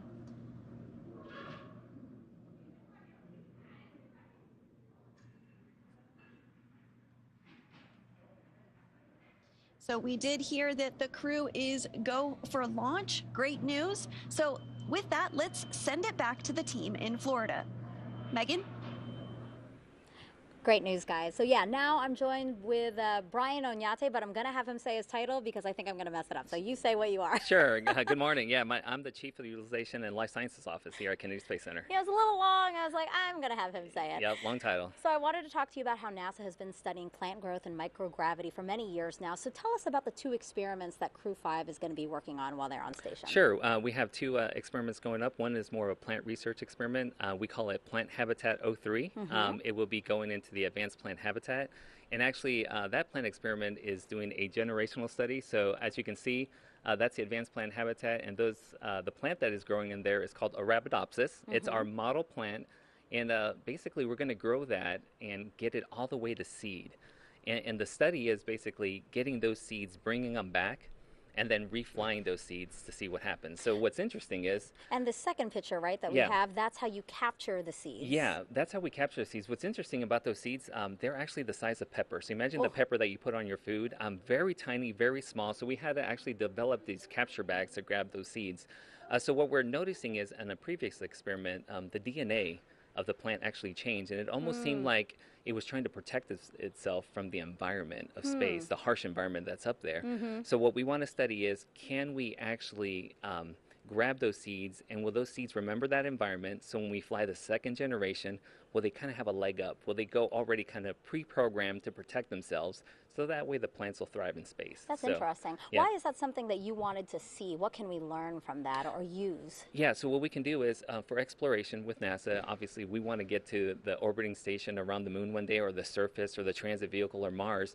How can we better prepare the plants that we send, or the crops that we send up there, so that they actually are ready to go, they'll thrive, and we understand what's happening, so that the crew can actually consume something great. So. Always forward thinking here at always NASA. Forward We're thinking. great. Yeah, always forward thinking. Well, let's talk about the second experiment. That one's called Veg-05, and we have some props here to kind of walk people through that, Yeah, right? we do, yeah. So Veg-05, it's actually, we're growing dwarf tomato plants, and we're going to put them in this, what we call here is a plant pillow. What's interesting, it's actually made out of Kevlar, so exactly what police use in their police vests, so I guess they might be bulletproof, plant pillows, but yeah, so these plant pillows, it's just basically, how do we hold the soil, how do we put the fertilizer and the seed in there in order for us to grow the plants? Because they would just fly around on the space station. They would just fly around on the space station. So we have a little, what we call a quick disconnect here. This is where we apply the water. So once we apply the water in there, we have to keep watering it like here on Earth, and just let the plants grow and let them thrive in space. So, and you mentioned the fertilizer. Yep, the fertilizer and the arsenite. So what you see there on the right there is the arsenite, which is actually clay chips, right? It's the soil that basically allows the water to be absorbed and allows the plants, roots to kind of grow in there and grab water and nutrients. The second there that you see there is a fertilizer, and it's a slow release fertilizer. So when we add water into it, it kind of dissolves little by little, and it provides the food that the plants need so that they can grow. Okay, Yeah. so why is this important for us on space, but also here on Earth, to learn about this particular experiment? Sure. Both of these experiments are important. One is obviously for exploration, we want to make sure that the seeds that we send, the plants that we grow, will thrive, right? So how can we make them excel in space, right? And the second piece with Veg-05, which we find interesting, is how can we actually give food for the crew to eat on orbit, right? Sure. So healthy, nutritious food. This is actually going to be our second flowering plant that we grow in space, which is awesome. So they'll grow up there, they'll have to pollinate, and the crew members might have to be our space bees. Oh. We don't have bees up there to help us pollinate, so Sure. they might have to, help with pollination. They'll grow, and then hopefully they'll get some nutritious fresh food up Great. there. And Yeah. the benefit, what I find interesting here for Earth is there's a lot of things that we learn with ISS. ISS is basically a laboratory or another test tool. So we really want to see what data can we gather from growing up there. So when we bring it down to Earth, if we're in a stressful environment or another environment that is challenging, Sure. what did we learn up there so we can actually grow better crops here on Earth? I So- love hearing about the science, Brian. Thank you so much Yeah. for sharing that with No us. problem. Sounds All right. great. Thank we'll you. send it back to you guys. Thank you, Megan and Brian. And throughout the show, we've been taking your hashtag Ask NASA questions from social media. We have time for a few more that have been coming in, and we appreciate those questions coming in. If you want to submit one, it's hashtag Ask NASA on our streaming channels, NASA Facebook, Twitter, YouTube, and Twitch. The question is from Aditi on YouTube. He asked Bob Binkin, how was the launch experience different on Space Shuttle and Crew-Dragon? Was one better than the other? No, it's a great question, Daryl. We often get asked which vehicle is better, which one we love the most. And from my perspective, I loved them both. I had a great opportunity to fly and build space station with the space shuttle, but then rotate as a crew member with the Dragon on a modern spacecraft. That was a really neat aspect to see something that was kind of built in the 21st century versus something that was built, in almost the middle of the 20th century. If you look back at the technology that was on board the shuttle, just super excited to have an opportunity to fly on such a cool modern new ship. And now, next question at Mike Mangano, I hope I'm pronouncing that correctly, asked, and this is a fitting question for you, Bob. Did the NASA astronauts who fly the Dragon capsule help in the design of the capsule? Why, yes, they did, and that was you. It was an interesting experience, I think, for both Doug and I to have the opportunity to not only fly on a new spacecraft, but be a part of shaping it for crews to come forward. And I think as we went through that process, the SpaceX team really learned how to work with us and how to take our inputs and incorporate them into design whenever they could, and explain to us when they couldn't, because everything that we wanted they couldn't necessarily do. But we were able to compromise and come up with good solutions so that years later, maybe in Crew-5's case, they wouldn't be cursing Bob and Doug's name as to what they had agreed to or said was acceptable when the time came. We wanted to have opportunities for them to have choices. We included the opportunity to write on paper, but also to have a tablet, so that crews, as they went forward with their missions, would be able to find the place that, helped them be as successful as they could be. And so I'm hopeful that there just aren't too many curses associated with Bob and Doug, and it's mostly, hey, those guys, they were thinking when they did this. So. And we've had good results so far with 4 launches and the 5th today. Our next question comes from @morearts.com. If the astronaut schedule shifts during docking activities, does their schedule shift later in the day or the next morning? We do know that the ISS crew is sleep shifting in order to accommodate this crew. It's true, Daryl, that the crew actually has to sleep shift to accommodate the schedules of the vehicle traffic that arrives on board the space station. There are even times when the vehicle arrives a few minutes early or a few minutes late, and the crew needs to be ready for that as well. And so the crew does shift their day around to support all the operational activities, not only vehicle traffic and arrivals, but a spacewalk may impact things, or other activities that are happening on the ground, for example, might drive a schedule to be specific as well. But the crew's given time to recover after each of those sleep shifts. Very good. And for those watching, if you want to ask a question of Bob Binkin, just follow us on Twitter @NASA Social, or check us out on the web at nasa.gov/social. Thanks for answering those questions, Bob. Great job. Let's send it now back out to Kate at SpaceX for an update on the countdown. Kate?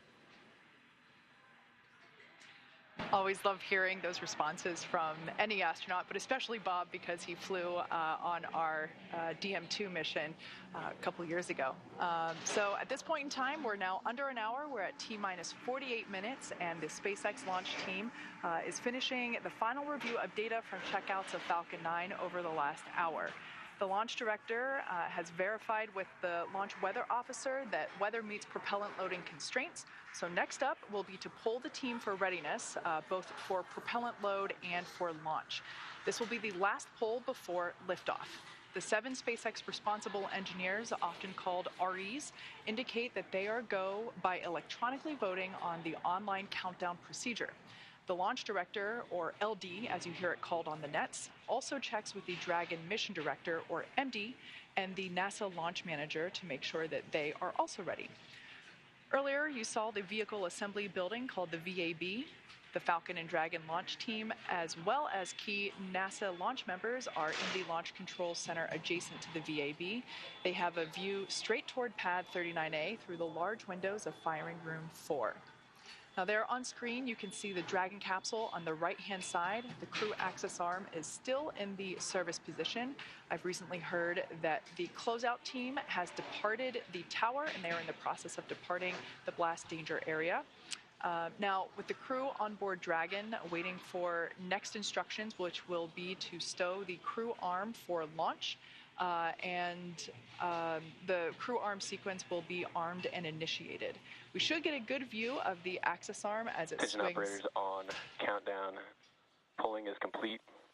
The team has pulled go for crew access arm retract, LES arm, propellant load, and launch. For all operators in MCCX and Firing Room 4, both control rooms will go into lockdown at T-minus 45 minutes and will remain in that state until the launch escape system is disarmed.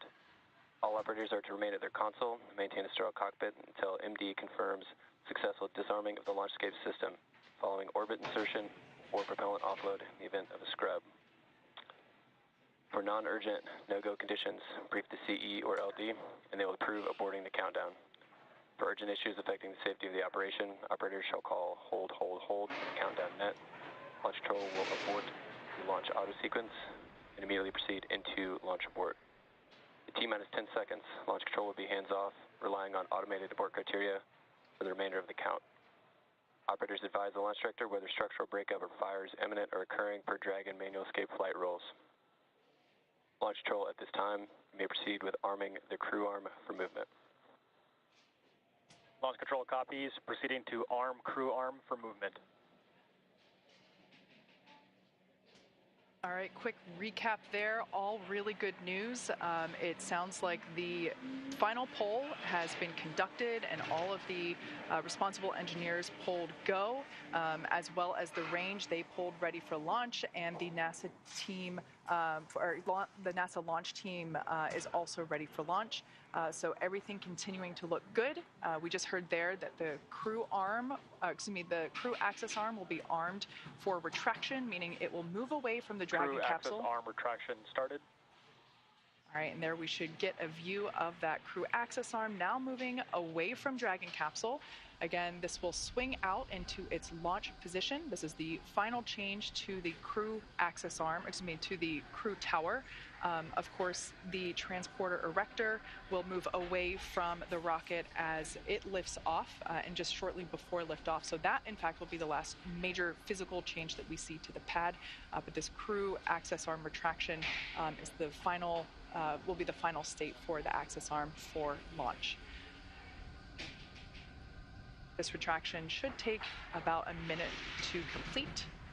Now, as I mentioned before, the range continues to be go for launch, monitoring the clearance area around the launch pad, as well as air and sea space around the flight corridor. And of course, here at Kennedy Space Center, as you see on your screen, the conditions are gorgeous. Everything continues to be acceptable for launch. Many things go into consideration, such as ground winds, any rain that might be in the area, as well as potential for lightning, any thick clouds, and of course, as I mentioned before, downrange landing zones. We have mentioned before that we've been tracking those, but everything continues to look green for launch. At this point in time, everything is looking on time for our liftoff at noon Eastern. We can see that crew access arm continuing to retract. Pretty cool shot there from inside the arm on the right-hand side of your screen as we see Dragon slowly move out of the frame. So with all that being said, the teams are ready. We will begin the propellant load at T-minus 35 minutes, and we are getting excited here at SpaceX headquarters. The energy is definitely starting to pick up outside of mission control, but with that, let's hand it off to Daryl to check in back over there at Kennedy Space Center. All right, thank you, Kate. And back here on the lawn and the host desk, looking out at what one of my coworkers called a picnic vibe, with the media and NASA social folks all joined here to watch Crew-5 launch in just Crew about access 42 arm minutes. retraction complete. And there you heard confirmation that crew access arm has fully retracted from the rocket. A gorgeous shot there from our flight operations team here at the Kennedy Space Center, a helicopter encircling the pad right now to give you that view. Great job, fellas. T-minus 42 minutes and counting as we zip around Launch Complex 39A. The background, the launch tower for Dragon, and in the foreground, a Starship launch tower under construction. Up next, we're looking at the launch escape system getting ready to arm, and of course that comes right before we start loading propellant. We're expecting to hear those call-outs in just a bit. On a beautiful bluebird day at the Kennedy Space Center. Our Crew-5 is in their seats at the very top of that rocket, inside the capsule Endurance, making its second flight.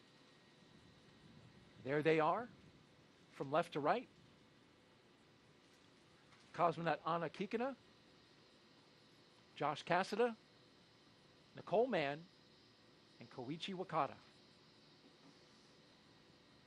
And Daryl, they're getting into position to begin their procedure that'll have them arming that launch escape system that you mentioned.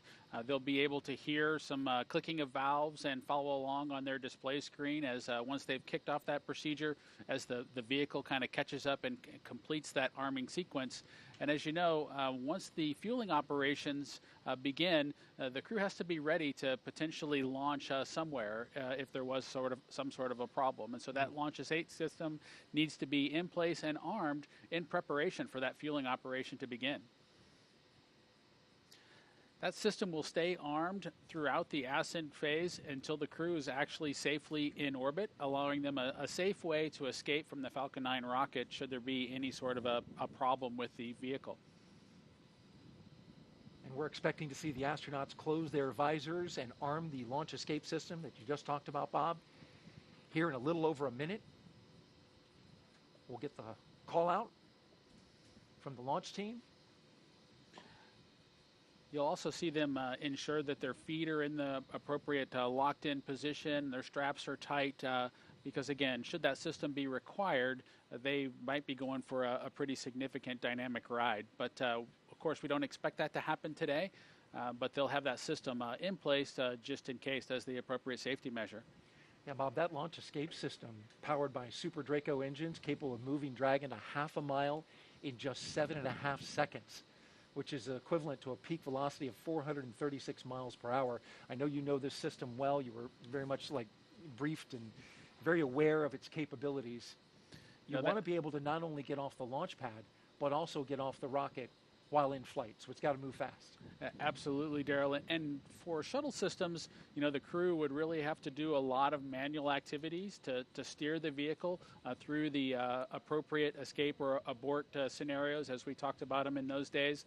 But this system is highly automated, and the crew primarily follows along with its operations. Dragon, you are go for Section 7 of 4.100 to close visors and arm the launch escape system.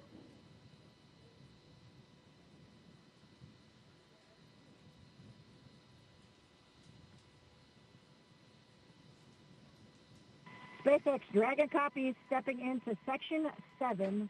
All crew visors are closed. We are arming the launch escape system. SpaceX copies all.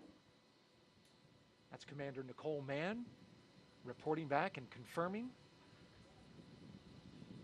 their visors are closed and they are ready to arm the launch escape system.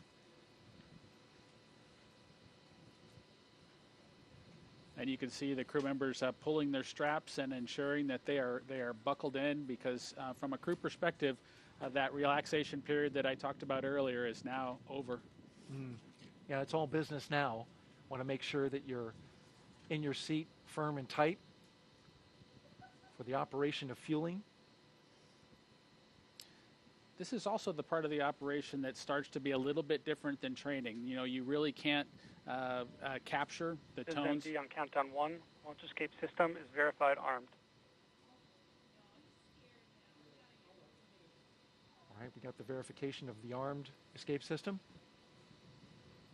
So from a training perspective, the sounds and things that the crew will hear during the loading operation are just different than they're able to capture from a training perspective. And so now is when it starts to, again, be a little bit different from a crew perspective. There's no simulating that system. You know, there is some acoustics that they tried to capture. Falcon 9 tanks will be venting for the start of prop load. Expect loud venting. That they tried to capture with the Demo 1 audio, if you will. But as you heard in the comm that just came through there, you know, you need to get reminded to expect loud venting during some of the operations. And these are new things from a crew perspective that you've been briefed on, but now you're going to hear them for the first time. 3 of the 4 crew members inside that capsule right now have never flown to space before. They are first-time flyers. The lone exception, Koichi Wakata, who was a veteran with JAXA, and he is getting ready to embark on his 5th flight to space. And as we wait for the next mark,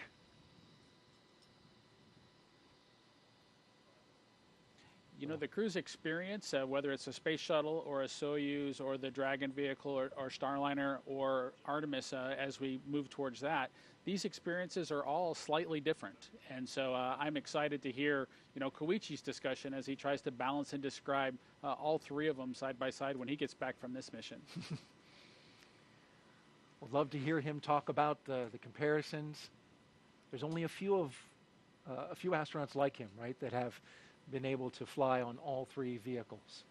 Yes, and as we go forward here with the Artemis missions coming forward, I'm excited to have folks compare and contrast their Orion experience, their SLS experience with Falcon 9 or our other rockets. That's going to be fun. Just a few seconds now, and we're awaiting the confirmation to the beginning of loading propellant into the Falcon 9 rocket. With a beautiful shot there as we encircle the launch pad.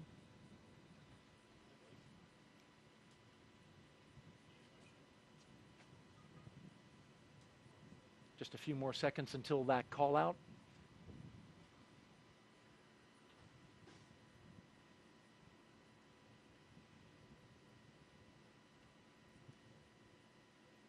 Propellant loading has started.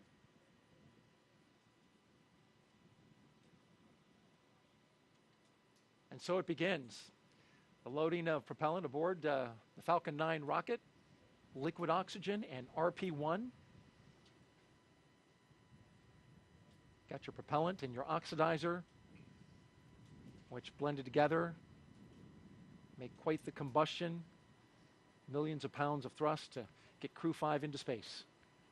You know, there are a lot of details to that operation, Daryl, with each of the stages, and as you mentioned, the oxidizer and the fuel both needing to be loaded, and so the crew will follow along with that carefully as the loading operation commences. If there was any reason for them to need to stop that operation, the crew would expect that propellant loading to kind of be backed out and reversed, and so they'll want to understand the state of that fueling operation going forward, just in case they had to back out of it.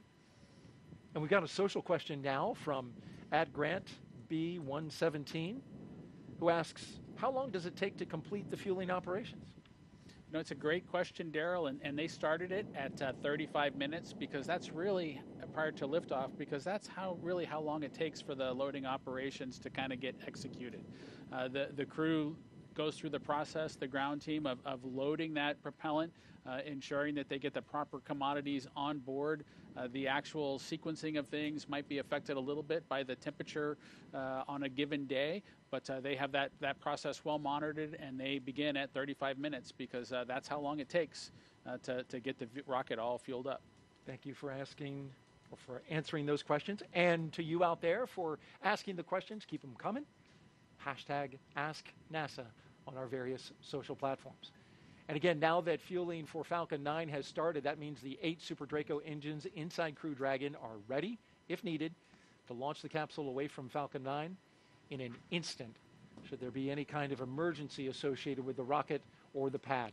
The NASA and SpaceX teams have trained extensively for exactly that type of contingency.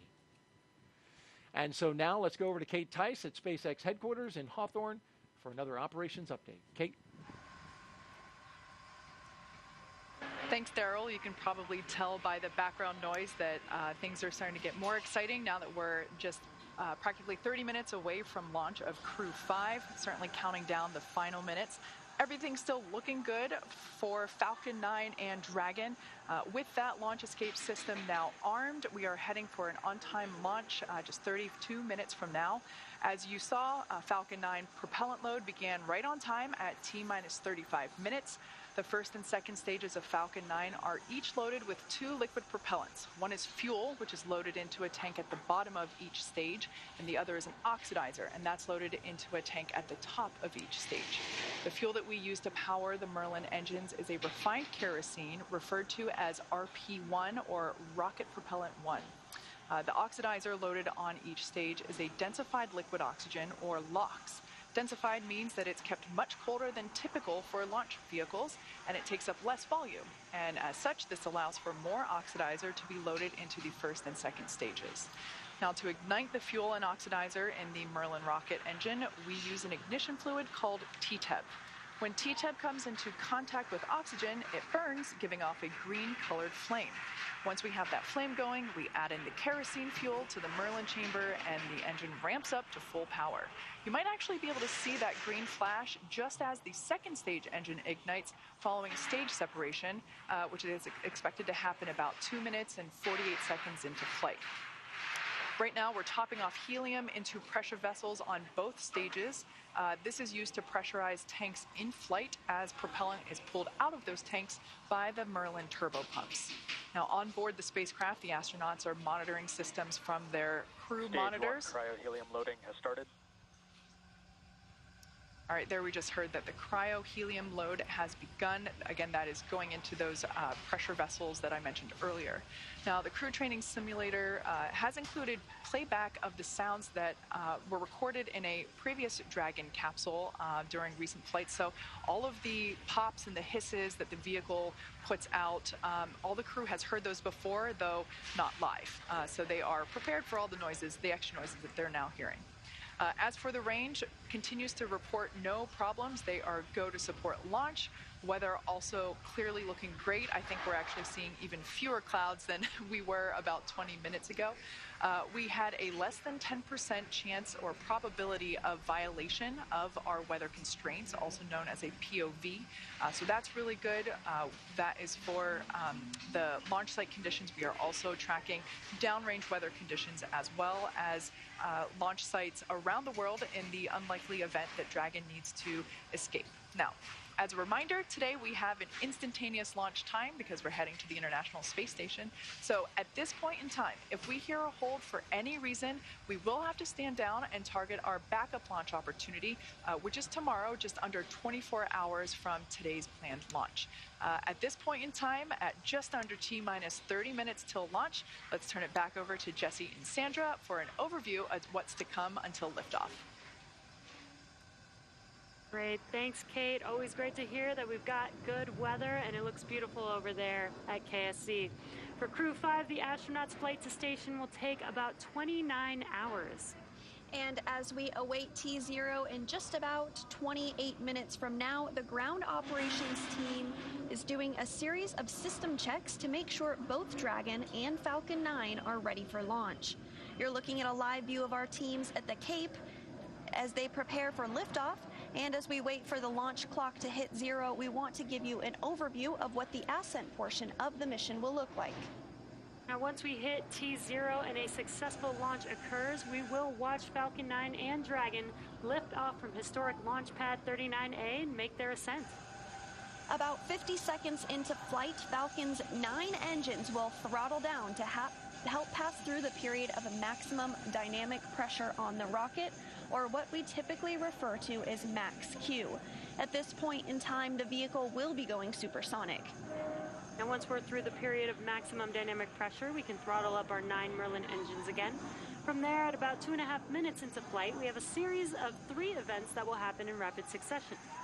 The first is MECO, or main engine cutoff, and this is where all 9 Merlin 1D engines shut off in preparation for stage separation, which is, of course, our second event. This is where the first stage detaches from the second stage, and the first stage will make its way back to Earth for landing, while the second stage continues on its journey with the third event, which is SES-1, or second stage engine start number 1, and this is where the MVAC engine lights up and propels the second stage along with our Crew-5 astronauts to orbit. As Stage 2 heads towards its targeted drop-off orbit, Stage 1 will execute 2 burns in order to make its way back down to Earth. The first is the entry burn, and that's where 3 of the 9 M1D engines will reignite and shut down, and this helps to slow the stage down in preparation for entry back into the Earth's atmosphere. While the first stage is heading back to Earth, the second stage will cut off its 1 Merlin engine that was ignited right after stage separation. Once this happens, we will wait for confirmation of a good orbital insertion. About 90 seconds after Dragon gets into orbit, Falcon 9 will land back on Earth. The landing burn is just a single engine burn, powerful enough to bring the vehicle's speed down rapidly in order to touch down on the drone ship at about 9.5 minutes into the mission. While Falcon 9's first stage is landing, Dragon is preparing to separate from the second stage. About 3 minutes after the second stage gets into orbit, we should have a great view of Dragon with its 4-person crew drifting away from the second stage. Once Dragon is a short distance away, it will begin checking out its Draco maneuvering thrusters to make sure Dragon continues to increase separation distance from the second stage. And it is worth noting that these are not the Super Draco engines that would be used during an abort scenario. About 40 seconds after separation, Dragon's nose cone deploy sequence will begin. It will take roughly 4 minutes for the nose cone hooks to unlatch and open, exposing its guidance navigation controls that will help Dragon autonomously fly to the space station. And lastly, once the nose cone is deployed, the remaining Draco thrusters on the forward bulkhead will be checked. From there, over the next... Stage 2 cryohelium loading has started. From there, over the next 29 hours, Dragon will be in its rendezvous and approach phases, undergoing a number of phasing burns as it makes its way back to station. All that will be coming up soon, but for now, let's check back in with Shaniqua in Mission Control Houston. Shaniqua? Thanks, Sandra. The flight controllers here in Mission Control Houston are laser focused on the onboard systems of the space station, making sure it is ready to receive Dragon vehicle tomorrow. They're also making sure communication links between the station, Dragon, and the ground are working properly. The consensus right now is that everything is proceeding nominally. Teams here in Mission Control Houston, the teams in Hawthorne, and the astronauts aboard the space station will monitor the autonomous docking of the Dragon spacecraft tomorrow evening. They'll perform a series of leak checks, then work to open the hatches both on the Dragon side and inside the space station's pressurized mating adapter. We expect hatch opening to take place around an hour and a half after docking. And once aboard, the astronauts will be greeted by Station Commander Samantha Cristoforetti, and then the whole station crew will join in for welcoming remarks to the new crew members. Now, due to critical science, this welcoming remarks will be about 90 minutes after the crew is on board. Once on board, the crew members will no longer be referred to as Crew-5, but rather as flight engineers of the International Space Station. Here in Mission Control, Flight Director Greg Whitney is on console overseeing the team for launch, and he will be back tomorrow for docking. We'll be on air continuously through Crew-5's arrival, but live coverage of docking is expected tomorrow around 4:57 p.m. Eastern Time. That's it from now. From Mission Control Houston, I'll toss it back to the team in Florida.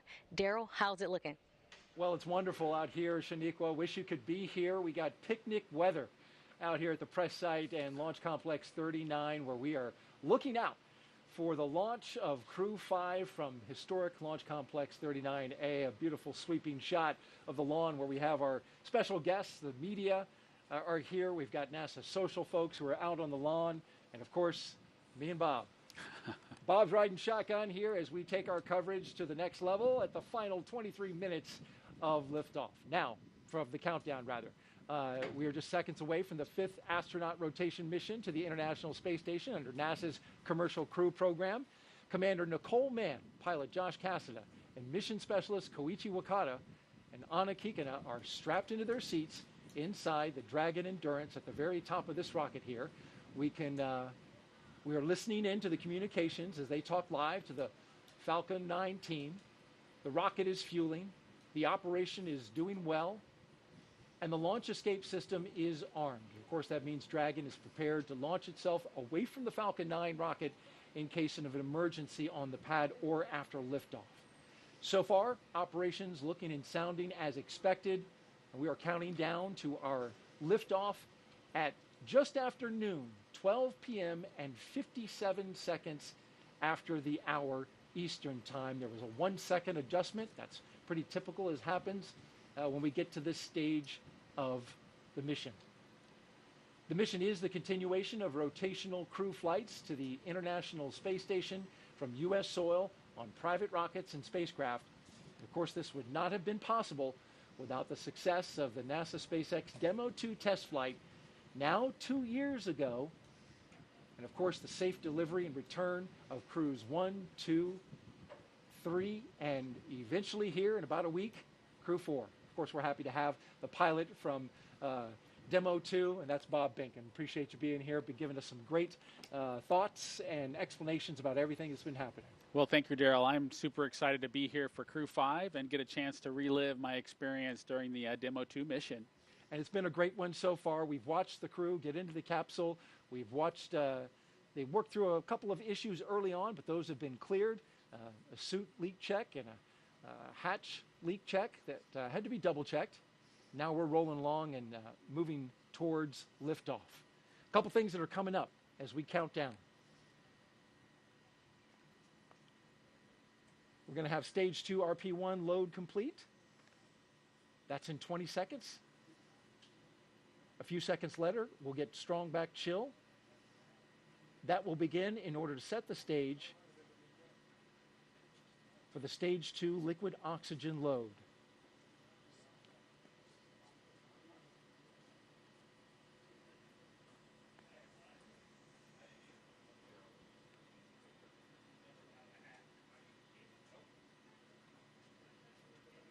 Of course, propellants load is not an exact science, but once it completes, we'll hear that call out. Stage 2 RP1 load is complete. And there you heard it. Let's talk a little bit about the crew. If you're just joining us, we have a 4-person crew that we call Crew-5, and it's commanded by Nicole Mann. She holds a Master of Science in Mechanical Engineering and is a colonel in the Marine Corps. She was an FA-18 Hornet and Super Hornet test pilot and deployed twice aboard aircraft carriers in support of combat operations in Iraq and Afghanistan. Nicole was selected by NASA in June of 2013, and in the years that followed, led the astronaut corps in the development of hardware for our Artemis program. Today, the Crew-5 commander will be flying into space for the first time, and once she reaches space, she will be the first Native American woman to stay on station. A historic first for NASA and for her. Absolutely, Daryl. The astronaut corps is widely diverse, and I'm just proud to see Nicole join that crew on board the International Space Station. With her is pilot Josh Cassada. He grew up in Bear Lake, Minnesota. The physicist and U.S. Navy test pilot flew the P-3C and the P-8A. as well as 23 combat missions. He later became an instructor at the U.S. Naval Test Pilot School, which is a path to NASA for military officers. Cassada is one of more than 100 graduates who have become astronauts, going all the way back to the Mercury program. More recently, he served as capsule communicator and mission control, but today he is the pilot aboard Dragon. It's a seat I know well, and I look forward to seeing Josh support Nicole and the rest of the crew on their way towards the International Space Station. The mission specialist now, Koichi Wakata, he's the veteran, a Japanese astronaut who has a doctorate in aerospace engineering. In 1996, he became the first Japanese mission specialist aboard the Space Shuttle Endeavour for STS-72. Altogether, Koichi flew 4 Space Shuttle missions, a Roscosmos Soyuz, and was on a long-duration stay aboard the International Space Station. During his 2-decade career as an astronaut, Koichi has spent 11 months in space. Bob, you spent a fair amount of time in space yourself. It's great to have a veteran aboard. It absolutely is, and in addition to being a veteran, Koichi just has a wonderful personality that I know is just it's key to kind of success on board the space station. Our second mission specialist is Roscosmos cosmonaut Anna Kikina. She graduated from the Novosibirsk State Academy of Water Transport in 2006. In 2012, Anna officially became a candidate for the position of test cosmonaut. Crew-5 will be Anna's first flight into space, along with 2 of her other fellow astronauts. Now, each of these 4 crew members will be part of Expedition 68 once they arrive at the International Space Station. And there you see them there inside Crew Dragon Endurance, the second flight for this Dragon. I want to let you know, if you're here locally, you want to step outside and enjoy the launch, you got a small radio, you can pick us up on VHF radio frequency 146.940 on the megahertz scale, and on UHF radio frequency 444.925 megahertz FM mode. You can hear that all within Brevard County, right here on the beautiful Space Coast. And you can see the Stage 2 LOX load has started. Just got the call out that the Stage 2 LOX load has started, putting that liquid propellant into the second stage.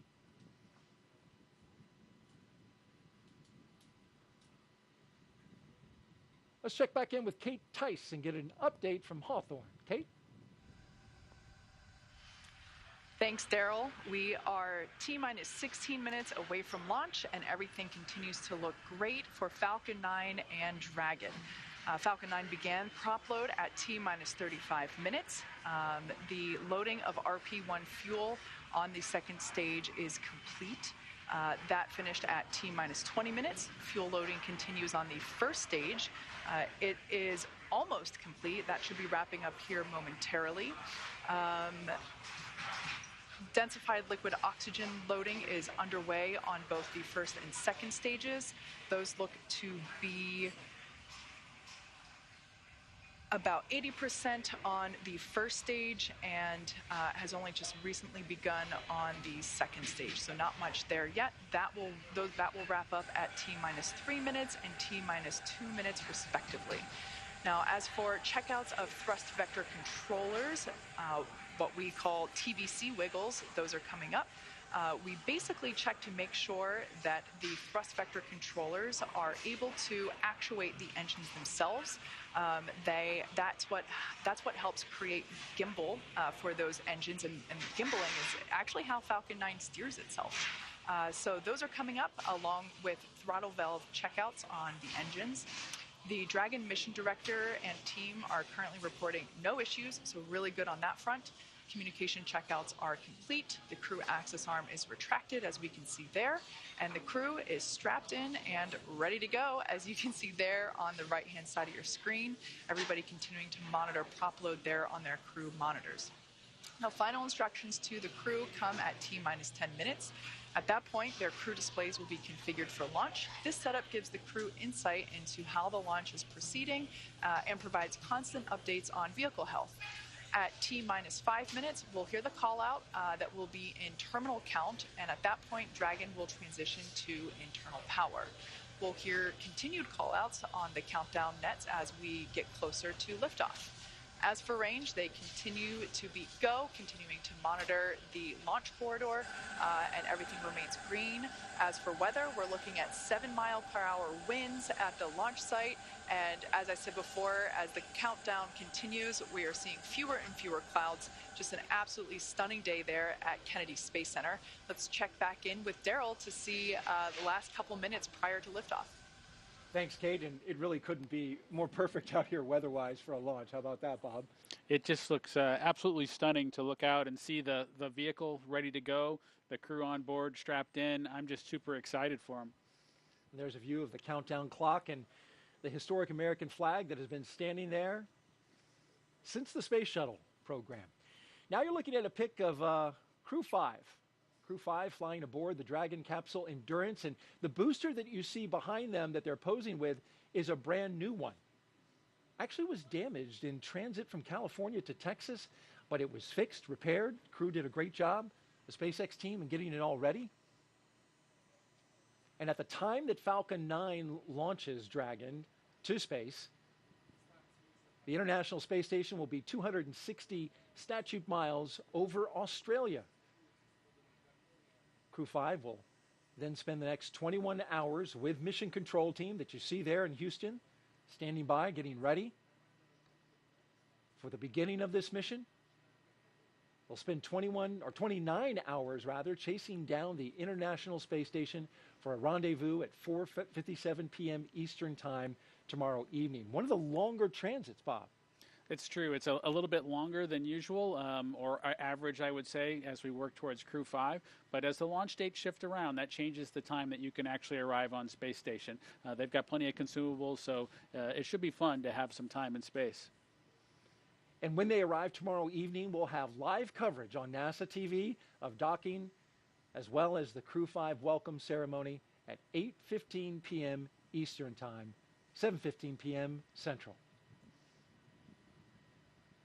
And some final thoughts, Bob, as we get ready to watch Crew-5 launch into space. You know, my opportunity to sit here and watch Crew-5 go has just been inspiring again to see another vehicle head towards the International Space Station. Again, I'm excited for them and just hopeful that Nicole, Josh, Koichi, and Anna have just a wonderful mission. I know that they've got a wonderful launch in front of them. Absolutely, and that's what we're rooting for here. And so with T-minus 11 minutes and counting, we're going to spin our chairs around and watch the launch, but we're going to let Kate and the team focus on the pad as we proceed through the final stretch of the countdown. We'll turn it over to Kate Tice at SpaceX headquarters in California to take us through. Take it away, Kate. Thanks, Daryl. As you can probably tell by the background noise, the crowd is definitely growing here at SpaceX headquarters in Hawthorne, California. Certainly one of our company traditions is to watch the launch itself from behind Mission Control, which you see there on your screen. You can see this is Mission Control Hawthorne, or as you sometimes hear referred to as MCCX. And then, of course, a crowd of employees watching from behind. I personally also stand there if I'm not doing the webcast, so I can confirm it's a great spot to watch launch. Like I said, as you can see, the energy is certainly starting to grow now that we're about to hit T-minus 10 minutes. Beautiful view there of Falcon 9 and Dragon on the pad, ready to take Crew-5 to space. We did discuss Dragon, SpaceX, confirm crew displays are configured for launch. Welcome. We would like to give a huge thanks to the NASA and SpaceX team, the thousands of people for their development, preparation, and training in getting Endurance and Crew-5 to the launch pad today, and your continued support in helping to make this a successful mission. We look forward to joining the rest of our Expedition 68 crew members aboard the International Space Station. And a special thanks on behalf of all the crew to our family and friends. It is your love and support that help make dreams come true. Now let's do this. Crew-5 displays are configured for launch. Copy. And Nicole, Josh, Koichi, and Anna, on behalf of the entire team at SpaceX, good luck, Godspeed, and enjoy the ride. And those words from Nicole Mann, the first female commander of a Dragon, as she thanked the many folks that have helped get them to this point. We're now less than 9 minutes away from launch today. Upon liftoff, you'll hear a number and letter combinations which mark different abort zones throughout the flight, as well as some performance calls. The first two are 1A and 1B, and those signify the first stage and will last up to the very north tip of North Carolina. The next are 2A through 2E, and those will come into play once the second stage kicks in, lasting from the top of North Carolina all the way to the tip of Newfoundland in the northern Atlantic. You'll also hear a spot that is to be avoided, and you might hear Shannon or forward to Shannon, and that actually refers to Shannon, Ireland, meaning they would target off the east coast of Ireland if they were later in that second stage and did need to abort for some reason. So the next major milestone that we're looking towards will come just seconds from now, and that will be when engine chill begins on the first stage of the engine. That's right. So engine chill is basically when we take a little bit of that super chilled densified liquid oxygen and we flow it through the turbopumps of the Merlin M1D engines on the first stage. This helps to prepare the turbopumps and avoid any thermal shock to the hardware when they see the full flow of liquid oxygen during ignition. We're also expecting the conclusion of prop load for the RP1 on first stage to wrap up at T-minus 6 minutes. LOX load continues to be underway on both first and second stages, again wrapping those at T-minus 3 minutes and 2 minutes. And after that, we'll hear a number of call-outs related to Dragon's flight computer. Some will be Stage 1 engine chill has started. And you did just hear that call out that stage 1 engine chill has begun. Coming up in just about 45 seconds, we should expect to hear that RP1 load is complete. RP1 load is that densified kerosene or rocket fuel that will help propel the crew into orbit. All of that RP1 is loaded into the first stage, and we are standing by to hear that it was loaded into the second stage as well. Again, we expect that to wrap at T-minus 6 minutes. The venting that you see on screen is totally normal. That is just some Stage 1, RP1 load is complete. Great news there that RP1 load is now finished. As I was saying, the venting that you see on the vehicle is totally normal. That's just some of the super chilled densified liquid oxygen just vaporizing as it comes into contact and vents from the vehicle. And coming up, we'll also hear the call for Dragon to configure for terminal count, and then it will be transferred over to internal power, and then we'll hear that propellant tanks on Falcon 9 are getting ready to pressurize, which helps add some additional rigidity and structural support as we get ready for strong back retract. That strong back will retract a couple of degrees at first, and then we will see it swing open completely just shortly, or at the moment of liftoff. Falcon 9 tanks will be pressurizing for strong back retract. Right, and there's that indication that we are preparing for that strong back retraction. Coming up in just a few seconds, we should hear that Dragon is in terminal count. Dragon is in configure for terminal count. All right, there we heard that call. Dragon onboard computers have now taken control of the vehicle. As I mentioned before, first stage LOX or liquid oxygen loading is underway and will wrap up at T-minus 3 minutes. The second stage will wrap its LOX load at T-minus 2 minutes. Launch teams continue to report no issues and everything remains green and for an on-time launch. Retract has started.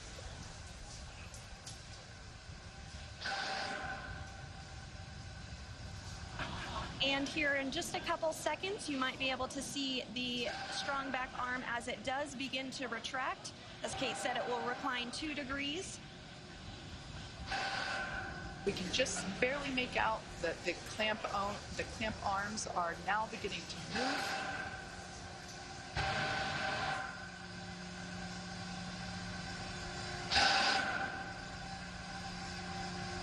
All right, now that those clamp arms are removed, as Sandra said, this will retract by 2 degrees, and then at liftoff, the strong back will retract another to 45 degrees, allowing Falcon 9 to clear. The strong back is part of the transporter erector, and the transporter erector is what provides the liquids, the gases, and the electrical connections to the vehicle. It's also what we use to integrate the vehicle in its horizontal position, and we can see that 2-degree retraction just now complete. And the next call out that we should hear in about 20 seconds is that the first stage LOX load is complete.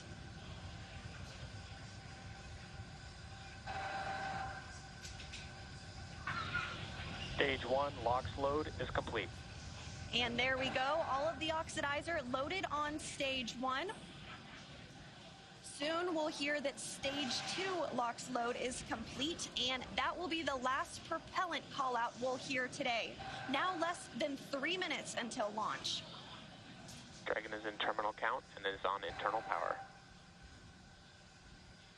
All right, there we heard the good news that Dragon is now on internal power. Again, the white clouds that you see there at the base of the Dragon trunk, totally normal. That's just the vapor from the liquid oxygen. Again, second stage now wrapping up its LOX load. Excuse me, first stage wrapping up its LOX load just a few minutes ago, and now moving toward wrap up of second stage LOX load, which will complete at T-minus 2 minutes. Coming up on 2 minutes until liftoff, standing by for word that stage 2 LOX load has been completed.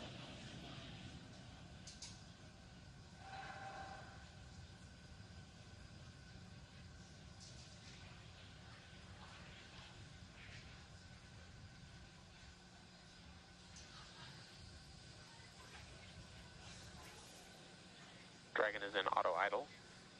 Stage 2 LOX load is complete. There we heard the call out. Falcon 9 is now completely fueled. All of its propellants. So gas closeouts are starting. Expect loud landing. All of its propellants, and we can see that leftover liquid oxygen now being vented or released, now flowing further away from the vehicle. So nearly 1 million pounds of liquid oxygen in RP1 now on board Falcon 9. It is fully loaded and ready for launch. And coming up at T-minus 1 minute, we'll hear that Dragon is in countdown. Its flight computer will switch to countdown mode, and we'll hear that the flight termination system on Falcon 9 is armed. STS is armed. Falcon 9 is in startup and is now controlling. And there you heard it. Dragon is in countdown. Dragon's flight computer in countdown. The flight termination system now armed. We should get the final go for launch from SpaceX Launch Director Mark Surtees. Dragon, SpaceX. Godspeed. Go for launch. SpaceX Dragon, go for launch. SpaceX reports go. Crew reports go. 30 seconds until liftoff.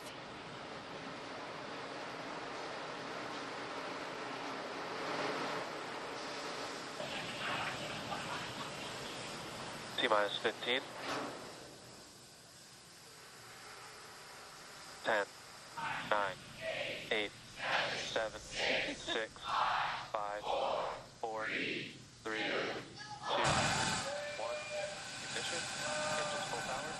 And liftoff.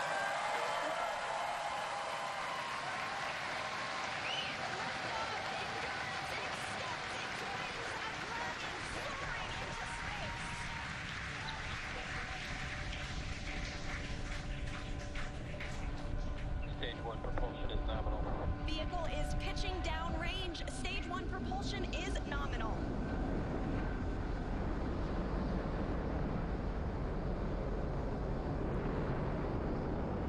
We're now at T+35 seconds into the 5th rotational crew mission on board Dragon and Falcon 9. Coming up in just a few seconds, we'll hear the call out for stage 1 throttle down. Stage 1 throttle down. Falcon 9 engines throttling down to help pass through the period of maximum dynamic pressure. This period is known as max Q, and once the vehicle... There we just heard that the vehicle is now traveling faster than the speed of sound.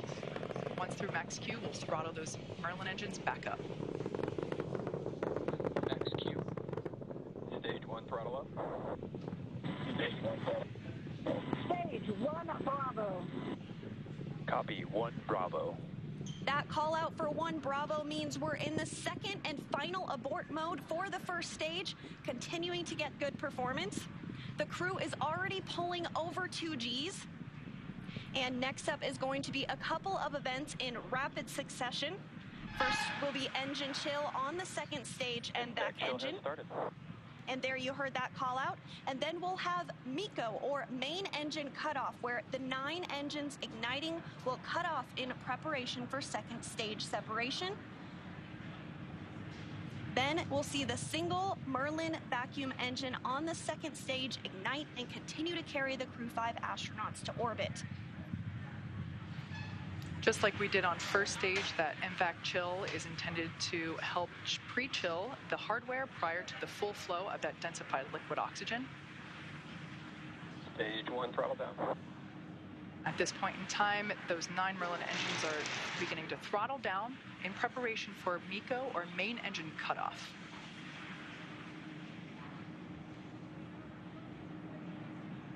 Standing by for MECO.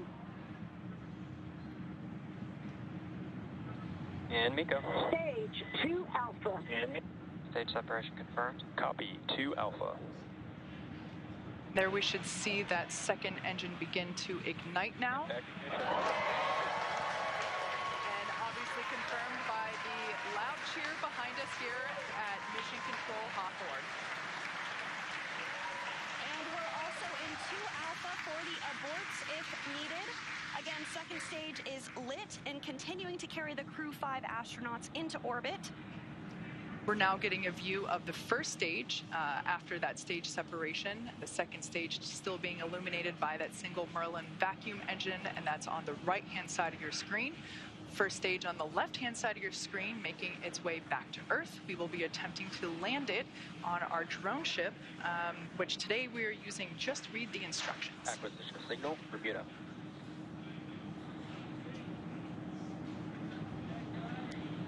And we did hear that acquisition of the ground station in Bermuda. The first stage is continuing to make its way back to Earth, and the second stage is going to continue. SpaceX, trajectory nominal. Another good call, trajectory nominal. Dragon copy. Confirmation there from Commander Nicole Mann. You can also sort of see the Space Coast there in the background of the first stage on the left-hand side of your screen. It also looks like you can actually see the thrust plume created by the first stage as it's now rotating just out of screen. Second stage is going to continue firing until a little over 8 minutes into the flight, really doing the heavy lifting now, getting the crew into orbit. Everything continues to look nominal on both first and second stages. As I mentioned before, the first stage will be making a landing on one of our drone ships, which is currently parked a couple hundred miles off the coast of Florida in the Atlantic Ocean. So we can see now that... Dragon, SpaceX, trajectory nominal. Good confirmation there that we have good trajectory. The second stage now traveling over 5,400 miles per hour. Crew is pulling a little more than 1 G right now. That's going to continue to ramp up, peaking just before we get to second stage cutoff here in just a few minutes from now.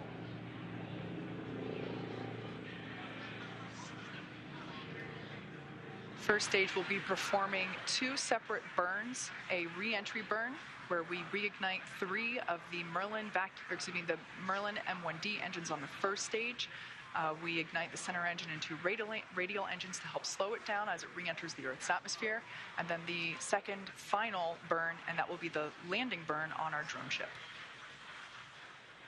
And the single MVAC engine that you see. Trajectory nominal. The single MVAC engine that you see. see on the right of your screen is continuing to fire. We did hear another call out that trajectory is nominal. Crew heading in the direction that they are supposed to be. This single engine can produce over 220,000 pounds of thrust in the vacuum of space, now over 200 kilometers in altitude. We will start to hit events now in a rapid succession as the first stage continues to make its way back to Earth and the second stage continues its burn. Just a couple minutes left in that burn. For those of you just joining us, just over 6.5 minutes ago, our 4 Crew-5 astronauts launched from Kennedy Space Center in Florida, and they are now making their way into orbit on the second stage inside Crew-Dragon. Which we're hearing that the trajectory on that is nominal. Dragon copy. They are safe inside Dragon Endurance, whereas the first stage on the left-hand side of your screen is making its way back to Earth. We are coming up to the re-entry burn, which, as I said before, we ignite 3 of the 9 Merlin engines to help slow the booster down as it re-enters the dense part of the Earth's atmosphere.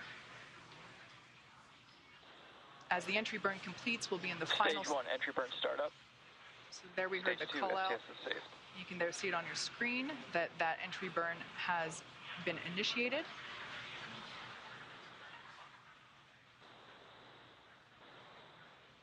And as that entry burn completes, we'll be in the final different abort phases here shortly, which essentially correspond to areas along the very northeastern seaboard of the U.S. Stage 1, entry burn shut down. Great news, that entry burn was shut down, and then those last all the way across the Atlantic off the coast of Scotland for those abort zones.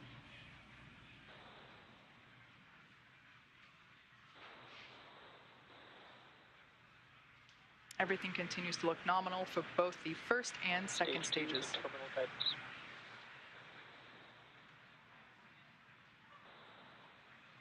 And the crew with the second stage still attached is now traveling over 13,000 miles per hour. We're about 10 seconds away from SECO 1. Copy, Shannon. Shannon, Stage 1, transonic. That call out for Shannon, Ireland, indicative of our final abort zone. After this, we'll see second stage shut off, and we'll be listening for confirmation of a good orbit, which tells us the crew and Dragon are exactly where they need to be. And there we had confirmation that the Stage 1 landing burn has shut down simultaneously. The entry... Dragon SpaceX nominal orbit insertion. And you heard that call for a good insertion. We will coast for a few minutes. There we can see the drone ship coming into view as Falcon 9 attempts. Stage 1 landing leg deploy. You can see those landing legs have now deployed. And as you can see on your screen, and you can hear by the clapping and cheering behind me, Falcon 9 has landed on our drone ship just through the instructions, parked off the coast of Florida. And again, that second stage separation will be coming up just a couple of minutes now. We do coast for a few minutes after second engine cutoff to allow any rates or motion to dampen out and settle. And looks like we're going to get a view of the second stage as it separates here shortly. We did hear that the crew has been successfully inserted into a good orbit.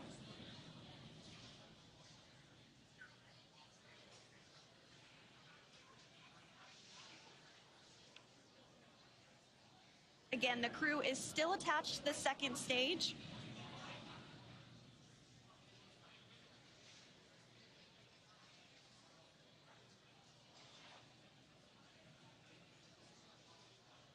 We are expecting stage separation to occur in just over a minute from now, about 1 minute and 8 seconds. And that's when when the second stage will separate from the Dragon trunk. Dragon trunk is the part of hardware where we are able to house the cargo that is able to be exposed to the vacuum of space, as well as the solar panels which help power Dragon while it is on orbit.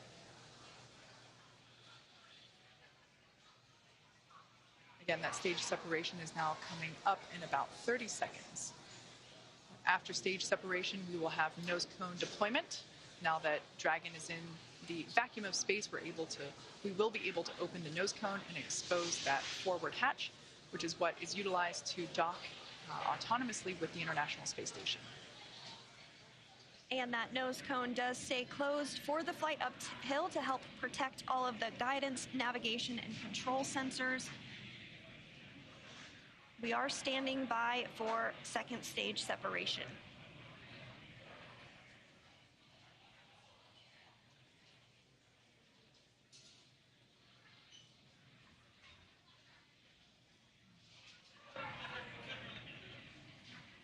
And there is separation. Dragon separation confirmed. And Dragon, this is your launch director. Dragon copies and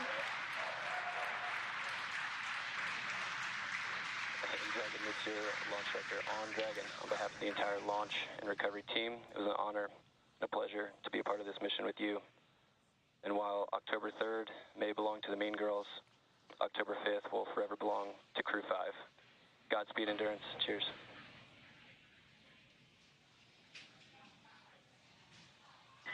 awesome. Thank you so much to the Falcon team. Woo! That was a smooth ride uphill. You got 3 rookies that are pretty happy to be floating in space right now, and 1 veteran astronaut who's pretty happy to be back as well. Let's see what you got to say, Koichi. Falcon team, it was a smooth ride, and I see all the 3 happy faces here back in 0G, and I appreciate all the help to give us a smooth ride and training, and thank you so much. JAXA の支援隊の皆さん、非常にスムーズな打ち上げでした。打ち上げご支援していただいた皆さん、応援に駆けつけてくださった皆さん、ありがとうございました。この調子でチームワークを持って頑張ります。Thank you for your support. Anya. Thank you, Falcon 9 and fellow agencies, to Roscosmos, NASA, and JAXA, and SpaceX exactly for giving us this opportunity. We're so glad to do it together. And thank you for everybody, for all people who with us. Спасибо большое всем агентствам Roscosmos, NASA, JAXA и, естественно, SpaceX за предоставленную нам возможность. Мы рады всем экипажам делать то, что мы сейчас делаем. И большое спасибо всем людям, кто сейчас с нами.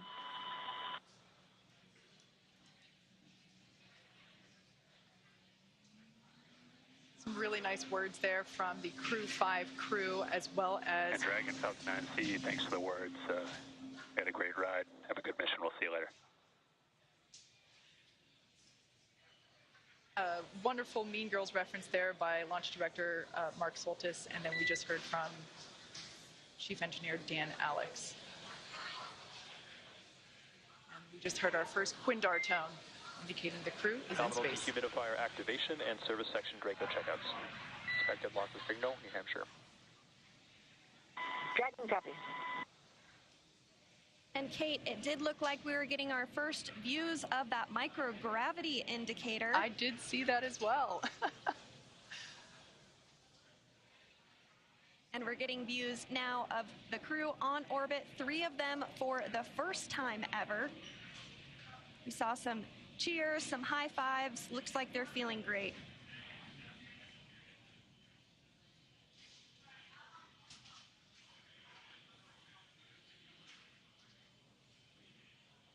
Hopefully we can see that 0G indicator float back into view and hopefully get a better shot of it. I couldn't quite tell what it was, although it kind of looked like it may have been an Einstein doll. But that's just kind of what it looked like from the backside. I think you're right, Kate. It looked like a baby Einstein to me.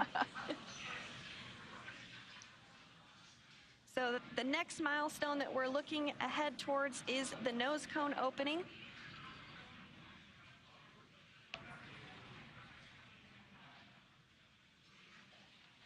If If you've just joined us, we had a successful liftoff exactly 16 minutes ago of the Crew-5 mission. They had an on-time liftoff from Kennedy Space Center at noon Eastern Time. They had a smooth ride up to orbit. The first stage landed successfully on our drone ship. Just read the instructions, and everything has been looking good so far. We are hoping to get another view on board Dragon once we're able to get that camera back. But so far, everything leading up to this point in time, we got a shot there of the MVAC engine, which is no longer firing. It is coasting with that it's attached to the second stage, which has been separated from Dragon. So everything was super smooth this morning, starting all the way back. I think we got here around T-4 hours, and super smooth countdown. Beautiful day from Kennedy Space Center. It looked like a gorgeous view from where Daryl and Bob were sitting. But yeah, we are standing by for the nose cone opening. Now that the Dragon spacecraft is in space, we are able to loss of signal in Finland. We are able to open up that nose cone and expose the forward hatch, which is what is utilized to autonomously dock with the International Space Station, but of course to protect that hardware as well as protect the guidance and navigation control hardware. We keep that nose cone closed during launch preparations and during the ascent portion. So as you can saw there momentarily, Dragon is in space, and the Crew-5 astronauts, all 4 of them, are floating, or they will be able to float soon. We're hoping to get another view of that zero-G indicator once we're able to bring onboard cabin views back to you of the Crew-5 crew.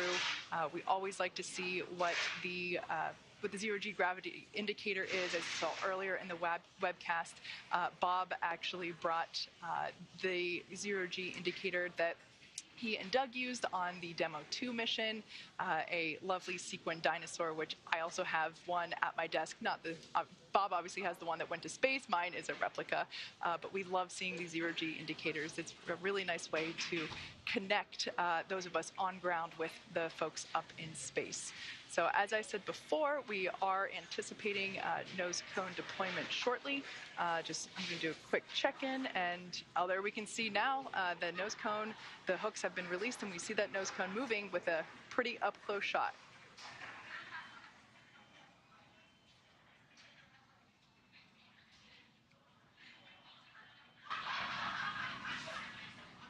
We're continuing to see that nose cone open, and acquisition of signal line. As we've mentioned, this does uncover a number of critical systems for the flight up to the space station that will be required for docking. There are 6 hooks that hold the nose cone in place during the launch and ascent portions. Those have begun to retract, and the nose cone is beginning to swing open.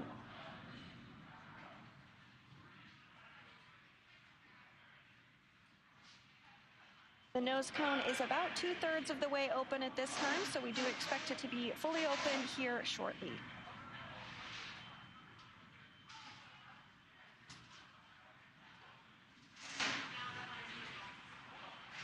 Shortly after nose cone deployment, the crew will be able to get their visors open, and they'll be given the okay to get out of their suits, and that will allow them to settle in for their ride to the International Space Station.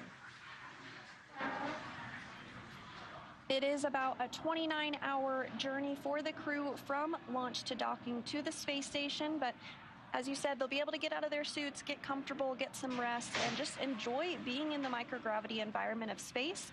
Again, we have 3 first-time flyers and 1 veteran on today's flight, but I'm sure it was an exciting moment. No matter how many times you've been to space, I can't imagine that it ever gets old. I would probably agree with that. I would also imagine that the 3 first-time space goers will have a brief period of acclimation to gravity. I know I certainly would, and I also recognize that my period probably wouldn't be very brief in order to get acclimated to that lack of gravity. But yeah, this is something that the veteran astronauts on board station are, always happy to help really introduce the new space goers to the new environment. Absolutely. And we did also hear that there was good service section Draco checkouts that took place. We are standing by for that nose cone to be fully deployed, but it should be coming here momentarily.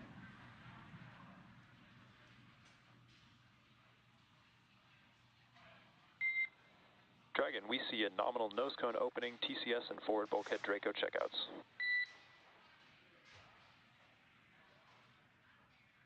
Dragon copies.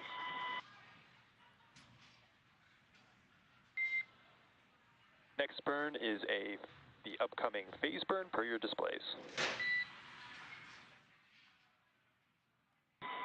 We see the phase burn in 28 minutes. Good readback.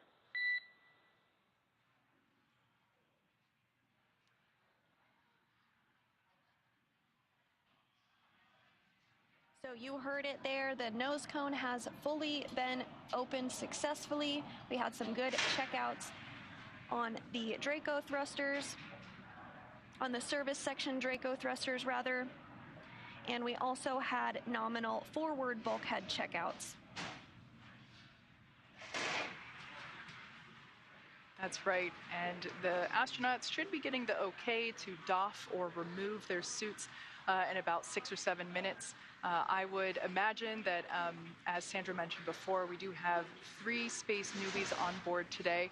I would imagine that they would be pretty excited to get out of their seats. They've been in these seats for a while. The crew ingressed hours ago, and I would imagine that the 3 folks and even the veteran, everybody would be excited to get out and be able to float around a little bit for the first time on this Crew-5 mission.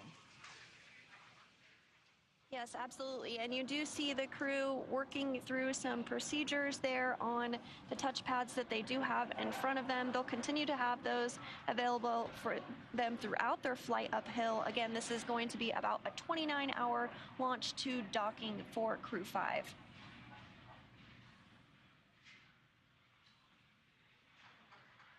It seems as though that zero-G indicator may have floated out of view, perhaps up above the crew displays. We can see that the visors are up. Dragon, SpaceX, environments are looking good for suit doffing. For today, we can leave the camera configured for a little while longer, but at this time, you are go for 4.012 and 4.300. As a reminder, please stow the suits with the visors closed. I'll copy. Okay, Dragon copies. We are go for 4.012 and 4.300. We're going to keep the cameras configured, and when we stow the suits, we'll do it with the visors closed. Good readback. At this time, you're also go to tell the world a little bit about that stowaway we saw shortly after second engine cutoff.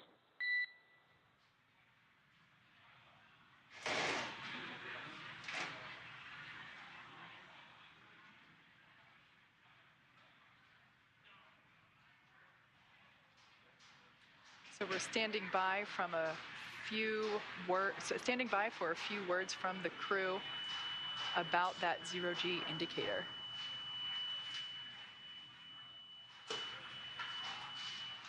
And there it is.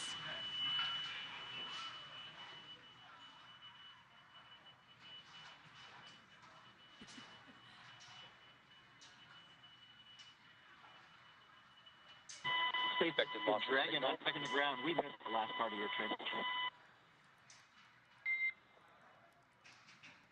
And no worries, repeating my last one there. I was going to have you all talk a little bit about your zero-G indicator, but we can hold that off for the next ground station pass here for Dubai.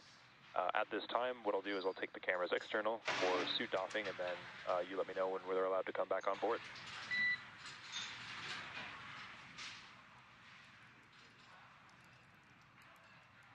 Okay, Dragon copies. So we'll let you know when you come back on with the cameras, and we're excited to talk about our stowaway here. Okay, Dragon copies and work. And it does sound like we are in a brief expected loss of signal with the crew. This does happen from time to time when we're in between our satellites, but we will have views and communication back with them here shortly, and we're looking forward to hearing their words on their stowaway and what that special meaning is for the crew. So with Crew-5 now successfully on orbit, let's head over to our counterparts at Kennedy Space Center in Florida.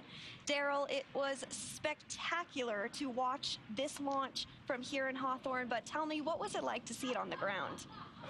It was amazing. First of all, we got an idyllic day right here on the Space Coast. I mean, the temperatures are like, mid 70s. There's a cool breeze.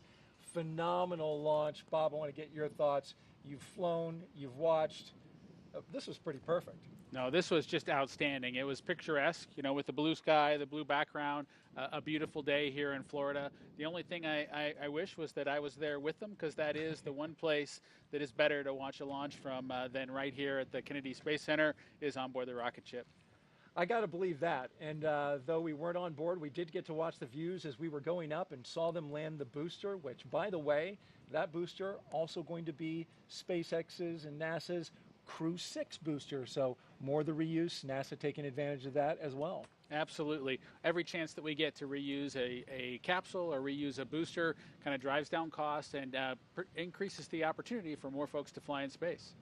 Now I'm headed out to take a swim, right? I mean, this is just perfect out here. Bob, thank you for your thoughts. And now we're going to move on. We've got an interview here with Robin Gatens, the director of the International Space Station, who also joins us here. And you got to experience the launch from right here outside the press site. And I want to ask you, how did you enjoy it? Well, it's always exciting to see launch to the International Space Station. I've seen many, but especially to see a new international crew headed to the International Space Station was very exciting. And of course, you nailed it. Beautiful day. Really glad we got this one off today. Absolutely, and they'll make that 29-hour transit to the space station.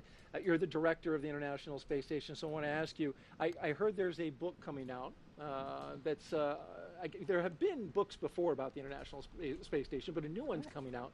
Tell me a little bit about that. Yeah, it's called Our Benefits to Humanity. It is a publication we have put out before, and we actually released it in July, so it's out. It's both in print format as well as online, so people can just search on Benefits for Humanity, International Space Station, and find that book.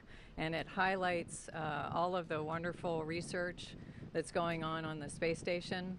This crew will be doing over 200 experiments during their time on the International Space Station, ranging from medical kinds of research that will help treat diseases and produce new drugs here on Earth, regenerative medicine. One day we might even print organs for transplant on Earth. We have Earth science going on Space Station, a number of climate instruments to help us understand Earth's climate.